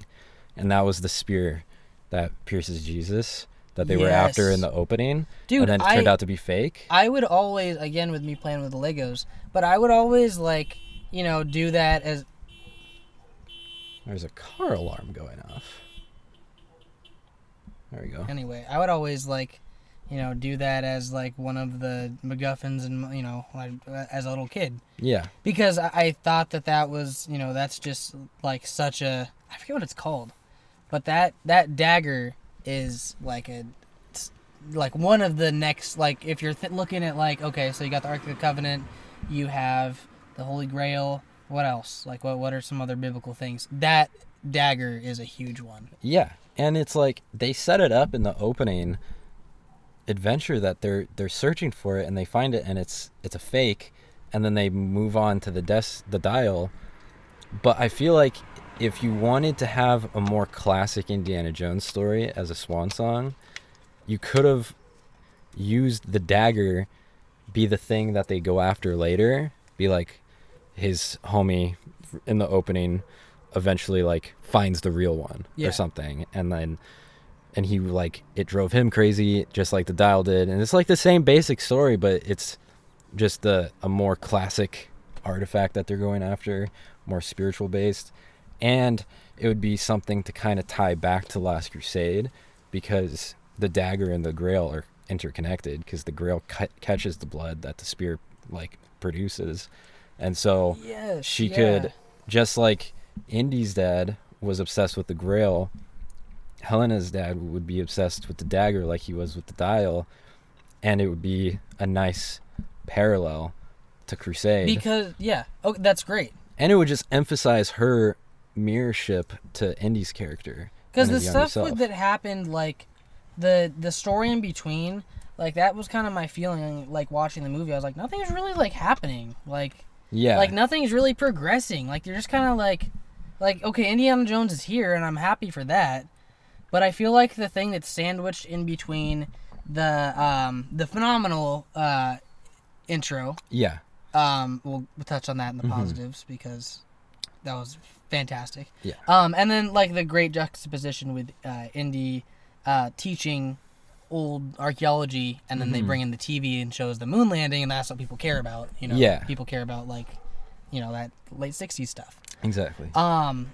Like technology, and and that set it up really well. So between that and then when the very end, when Marion finally comes in and they're in the apartment, I feel like what happened between there is kind of inconsequential. Yeah, exactly. It doesn't really have like a hold. Yeah, and if they used the dagger story, and they could have even done it with the dial, but like they just didn't really go this way. They did a little bit, but not really. But just like having that comparison of and similarity and relatability that Helena and Indy have, where both their fathers were hyper obsessive with these artifacts. Yeah. Having it be the dagger would have hit that much harder, and it in that whole second act where it's adventure time, there could be so many moments for character introspection and diving deep into their psyches, and it would be a great way to, like, Indy being able to console her and her dealing with the issues of wanting the dagger or the dial if they kept that, but just went harder with it. It could help him deal with his issues of missing being young and stuff. Yeah. And kind of being okay with where he is at now. Do you think they could have kept like Mutt Williams like alive? Because obviously they could get Shia LaBeouf. I mean, they could have definitely kept him alive, and you could have just had him living his life in a different part of the country, and he's just not there. Yeah. Like, he could have just been off doing his own thing. He didn't have to even be in the movie. Just be like, oh yeah, he's happy, healthy, living his life. Like, no, he died. Yeah, no, or if you wanted to bring him back, just recast him. Who cares? I mean, could you recast him? I feel like that would be weird for me. I think it would be weird for a while, but I think a lot of people would just kind of move on. I'm kind of glad they didn't recast him, because that would kind of take me out of the experience. But I will say, like, if they kept him alive, I would have been totally fine with that. And then, okay, like, remember in Last Crusade when Elsa said, she's like, oh, you're just like your father. You're giddy as a schoolboy. That's code for, like, you're a fucking nerd, dude. Yeah. Like, Indiana Jones is just kind of like he's like with all respect, because I love this guy so much, but, like, he's, you know, a geeky academic. Yeah, he definitely. could have just been like this kind of like this kind of like jumpy, like kind of sporadic, whimsical old professor type. Yeah, I would have loved that if he's just like, you know, he's like, oh yeah, hold on, I got the book right here. Just hold on 1 second, and he's like jumping around, like bouncing to go find the thing that he's gonna show whoever. Like, I feel like that really could have worked if they just are like, all right, Harrison, just, you know, act happy, like you're married to Marion, like you have a good life right now. Your son's off doing well, and you're just kind of retired as a professor. Like, they didn't have to make him grumpy. Like, that said, again, I'm okay that they did, and it could have been worse. But I'm just throwing on other ideas here. Yeah, definitely. Do you want to go into positives? Yeah, I think we've shat on the movie long enough. That said, there are a lot of things I like about this movie. I loved the opening sequence. That it might have been, it's definitely a cold open. That's like, I think that's the only part that's comparable to the original trilogy. Oh yeah, definitely. That felt some. Yeah, that was old Indy all the way. When he's about to get hung, and they're like, "Tell us why you're here," and he's like, and he starts going off. He's like, "Oh, there's a village of blue-eyed boys, and they got, this affinity for this absolute maniac named, his name was Adolf Hitler." I thought that was great, because I'm like, yes, you guys are. I was like, Disney, you remembered that he's a Nazi hater. He hates them. He likes killing them Nazis. And he'll kind of crap on them anytime he can. Yeah, that's right. I really enjoyed the cold open. There was only 3 issues I had with it. Okay, that seems like a lot. Huh? I'm kidding. 3 small issues for a long 20-minute sequence. And they're not even a big deal. They're just something I noticed. I have one small issue that is weird to me, but maybe it's the same thing. But say yours. For me, it was the de-aging at moments. A lot of times it looked great, but then there's some moments where I was like, "Oh, that looks really bad." I guess I have and two. It took me out of it. I was gonna mention that. It some of it looked like a filter. Yeah. And the filter was like bugging or something. I know, and it didn't line up enough and stuff. It was. It's like, this is one of the most beautiful people in all of Hollywood, and you can't take the extra time to make sure his face looks perfect. Yeah, it was It was close, but there was just some moments where it just looked real not good. But yeah, that took me out of the experience for sure when that happened. Okay, so yeah, I guess if you ignore that, I have two things. Or if you don't ignore that, I have two things. What else? I got, whenever Indy would talk, I would be seeing his younger self, but I heard. But he talks like grumpy old Harrison Ford. He's like, oh man, just go, come on, like, don't. He's like, don't trip up or whatever he was saying to his professor friend. But that's not like how like young Indiana Jones talks. Yeah, exactly. Like he's yeah. It took me out of it a little bit. So the de-aging as a whole. Yeah, pretty much. It's just those little things took me out of it. But other than that, I thought it was really good. And then Mads Mikkelsen getting smacked off the train. And then somehow being totally okay and not dying after that. I was so confused. I was sure that, like, because I knew Mads Mikkelsen was, like, obviously in the movie. You don't just pay for 5 minutes of Mads Mikkelsen. You know? No. So obviously he's gonna not die right there. But I was like, oh, okay, so either they're gonna do something where they go back in time and, like, he doesn't die in that scene. Which brings me to, I thought that we were going to have more time with de-aged Indy. I didn't think that was just going to be at the beginning. I thought they were going to do something with time travel and he's going to go back be, like, they're, you know, I didn't think that, I thought they were going to do more young, more nostalgia bait, you know? Gotcha. Which I would have been cool with. And then maybe that's how they would have brought Mads Mikkelsen back. They would have stopped his character from dying at that point. That would make sense. Or I thought maybe, okay, like that's like his twin or something. Yeah, or something out for revenge. What I didn't think is that, that same character who just got smacked the fuck off the train is gonna come back into the rest of the movie and be totally chill, totally fine. Yeah. Oh man. Yeah. Like he didn't even have like a missing arm. Like didn't he? He looked great, man. He looked totally fine. No, he looked like would have the handsome exploded. European gentleman that Mads Mikkelsen is. Yeah, I thought he would have like exploded when that happened. I was like, dude, he's a goner. Like, he got smacked off that plane. It looked like it at least smacked him center mass. Which riding on a train, getting smacked by that, dude, you're gone. You're dead instantly. Pretty much. I don't know. Like your ribcage is pureed.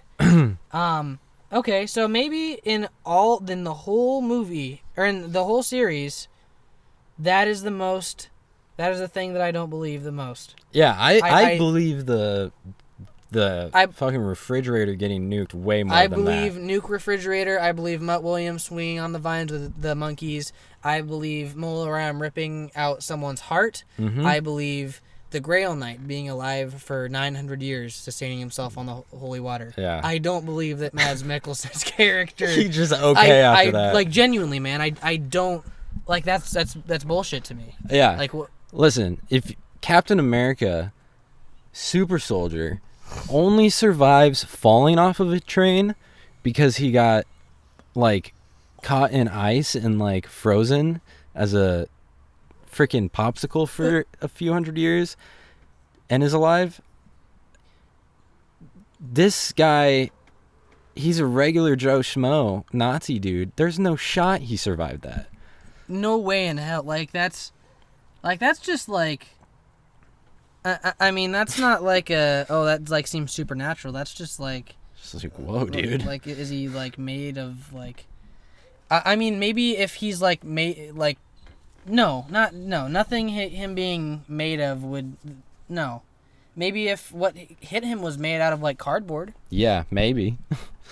No, it was wood. Yeah, I believe that Indiana Jones time traveled to 232 BC and met Archimedes more than I believe that Mads Mikkelsen like wouldn't have died from that. Oh yeah, 100%. Okay, do you want to go into positive now? We did go into positives and then we went into more negatives. Oh shit! That's not very nice. But no, other than those three things from the opening, I know. We kept. I'm like Jake. Hold on, I still have to shit. We have more to do. But yeah, no, I thought as a whole the whole opening sequence was really good. So good. And I loved also, him dying is not any issue with the opening scene. No. Or him getting smacked. Yeah. And not dying. No, that becomes an issue later in the movie. When he's still alive for some reason. Yeah. When it happens in the opening scene, it's perfectly fine. It's just some good old Nazi killing. Good old Nazi killing. You know? I love when he's on the sidecar with the guy and he like throws the guy off and he like splats against the tree and like Indy's all like he's all happy. I leaned over to my mom because we were in the theater and I was like, I think he likes killing Nazis. I was like, I think he enjoys it. And she's like, oh yeah. I think that's one of his favorite pastimes. Oh, for sure. Opening scene was that whole scene was great. I really dug. I thought the set pieces of 1960s New York was beautiful. I thought I loved the 60s vibe of the really protests and all that. Yeah, just the whole thing. I really liked like Indy's apartment, how it was set dressed. I thought it was really well done. Yeah. I thought him being a grumpy old dude running downstairs and banging the baseball bat on his neighbor's door to turn the music down was hilarious. I thought that was great. Yeah. Shirtless Indy still got it. Still got it, bro. Still super hot. Oh yeah. You know. Oh, no doubt. Yep. I love how it's it shows that like we all, I mean, like I was saying earlier, we all would understand if Indy was anti-war, but he actually gets to the protest and he starts saying, he's like, hell no, we won't go. Yeah, exactly. And I love that. I was like, yeah, he would totally be, like anti-war, anti-draft. All he's gone through. Yeah. I liked this is actually kind of hardcore, but I liked how even though this movie is a product of today's time, they still obviously had total irregard for the well-being of the Nazis. Like, they just killed them in horrible ways. Like Teddy, Helena's little sidekick, literally handcuffs the dude to a grate underwater. Oh my god, dude, that was gnarly. Wasn't that freaking gnarly, yeah, bro? that was crazy. That was insane. I love that. Little child killer. Yeah, that dude was nuts, dude. That was a crazy kill. Yeah, that was really hardcore. And then I think out of all of the Indy antagonists, I will say I feel like Mads Mikkelsen and his little buddy who is also in Logan. Yep. That guy. He was great. Whatever. Yeah, he was really good. As his deputy Nazi or whatever.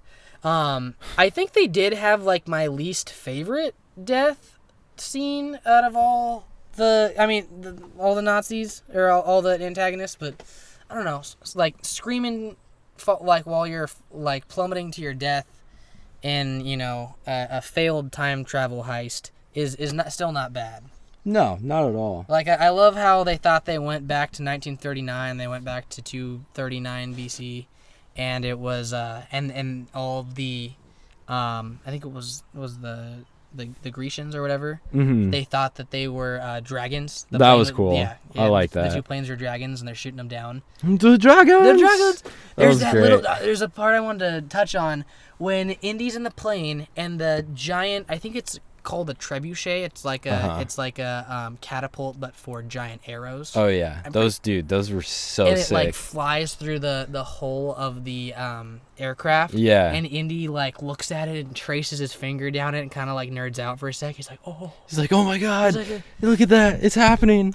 And I would say, man, that I would think, obviously he wanted to stay in Greece and hang out with Archimedes, and that was his choice, and Helena didn't respect that, and that really pissed me off at first, and I was about to just hate the movie. I was like, oh no, that does it for me. But then, man, they had that beautiful scene with Indy and Marion in the kitchen. Yeah. And that actually was the one thing that I would say worked out better than Indy getting to stay in the past. Yeah. Like, what's one of the few things that he loves more than, his passion of archaeology and history? Well, Marion. Yeah. Exactly. So I accepted that. I was like, you know what? I was like, that's the one thing. Like, yeah, that was almost going to be another really bad moment for Helena. I was like, dude, just let him... just let him stay. Like, because clearly in this universe, like, there's no consequences for messing up time. Yeah. Yeah. Like, he could stay. It's not a big deal. Yeah, just let him, like, hang out. But I also feel like it was a very on-the-nose metaphor for him wanting to live in the past and, like, miss his younger self and stuff. Yeah. And I feel like, again, I feel like they could have handled that, like, character introspection better. And I feel like literally bringing him to the past is just a little too on the nose for me. It's definitely on the nose, but I also, it's, like, it's still, like, it was still fun, though, Yeah, it still accomplished, like, his, kind of where he was at in life. Yeah. Like, it exactly accomplished displaying that. Yeah. Let me see. There was another positive that I had. I mean, the ending I really loved. I think that was very, like... Yeah, that was nice when we had a little callback to the where does it hurt thing. Yeah. That was good. I love that. I mean, I guess just... I mean, the movie overall, like, as an adventure was like, it wasn't bad. Like, no. As a movie, it was good, and I think it was paced pretty well, and all that. I think it's one of the best high budget blockbusters to have come out in the last couple of years. Yeah, definitely for sure. I enjoyed that, but I still think Short Round should have been in it. Oh my god, yes, dude. That would have been amazing. Dude, I would have... Yeah. You know what I heard today on a podcast? Someone said, I forget who said it and what show I was listening to, but somebody said how cool it would be to now get a Short Round spin-off film of him, like, grown up doing his own thing, his own adventures and stuff, and then there's, like, a little... like cameo of like Indy and stuff, and it's almost like have you seen the Creed movies? Yeah. It's like it would be kind of like a Creed. Yeah. It would be like him, his Rocky. Yeah. Or Adonis, sorry. Exactly. So it'd be in there a little bit, be like a little Rocky moment, and then that's it. But that would be great. That's all I need. And that would forgive for not having him in this one. Yeah, I agree. Well, as of now, do you want to do ratings? Yeah, sure. So I'm not even saying this is a bad thing. You had the reverse effect on me that you had for Raiders. Uh-huh. So I was gonna give it a 7.5. Now I'm just gonna give it a 7. That's fair. I think it was good. Yeah, like 7 out of 10. I think it doesn't do anything innately offensive. Yeah, it doesn't piss you off really.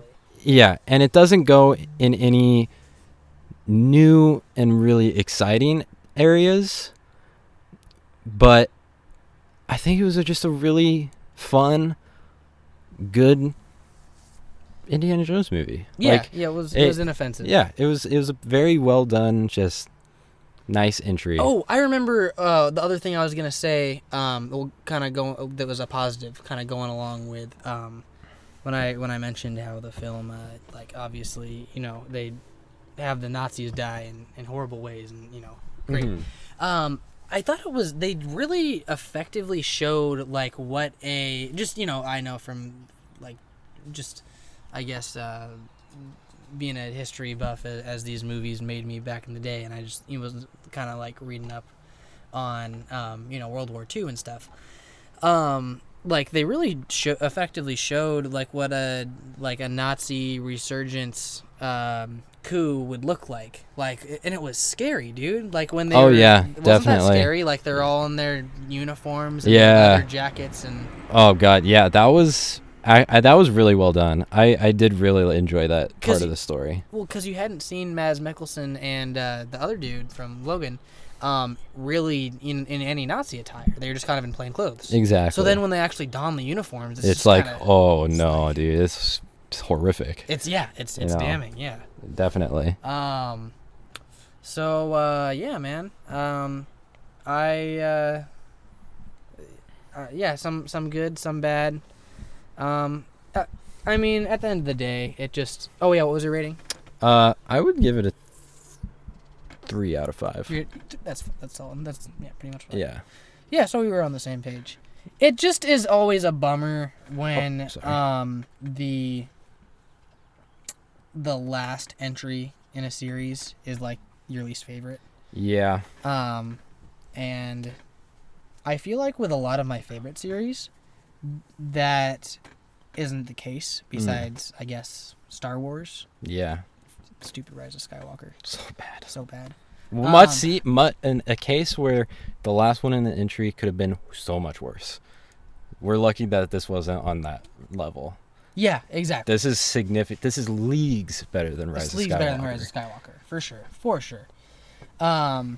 But also, it's a bit of a disappointment when the last entry in the series isn't a John Wick 4, or a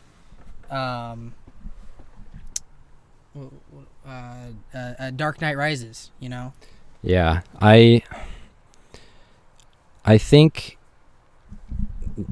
Yeah, I think I hyped this film up way too much for myself going into it, because I was like, dude, like I said earlier, it had all the ingredients to be a masterpiece, and the fact that it wasn't a masterpiece, just like, I was so disappointed. And there's no one to blame there but myself, because I just hyped myself up way too much. Like, I mean, he started cooking for a bit, but, James Mangold abandoned the recipe halfway and just went to go look at a Playboy in his room. Yeah. But then it's okay. He came back and finished the recipe at the end. Exactly. So it wasn't bad. It was bad. It wasn't bad. No. Yeah. I hyped it up too much for myself, and that's my fault. But it's okay. Well, it's okay. Yeah. All I can say is you go home and finish Crystal Skull, and yes, I will. Make sure you got one of these. Oh yeah. Well, I guess that's pretty much it. I guess that's it. We did it. That was great. Yeah. Oh my God, that was like 3.5 hours. I was like, that's how long that one Martin Scorsese movie is, right? Yeah. What's that movie called? Killers of the Flower Moon. Oh no, the Irishman. The Irishman. Yeah. Damn, Killers of the Flower Moon's gonna be that long? I think it's at 3:45. Oh, dude, I am here for that. Me too. I'm so excited. I'm so excited. Definitely will be covered on the pod, of course. Yes. Well, all right. Until next time, I guess. Yeah. All right, guys. Thank you so much for enduring this marathon of an episode. I don't know. We're gonna cut it into like 3 different episodes. No, it's gonna be one massive episode, but I'm gonna cut up each discussion and for its own YouTube video. Okay. Yeah. But next week we'll be back with something. I don't know. We'll have to discuss and look at the sketch. But yeah, do you have any socials you want to plug?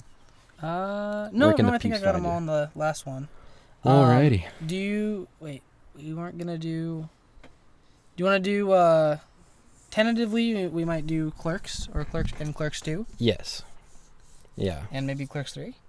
Yeah, why not? Okay. We got to do all 3.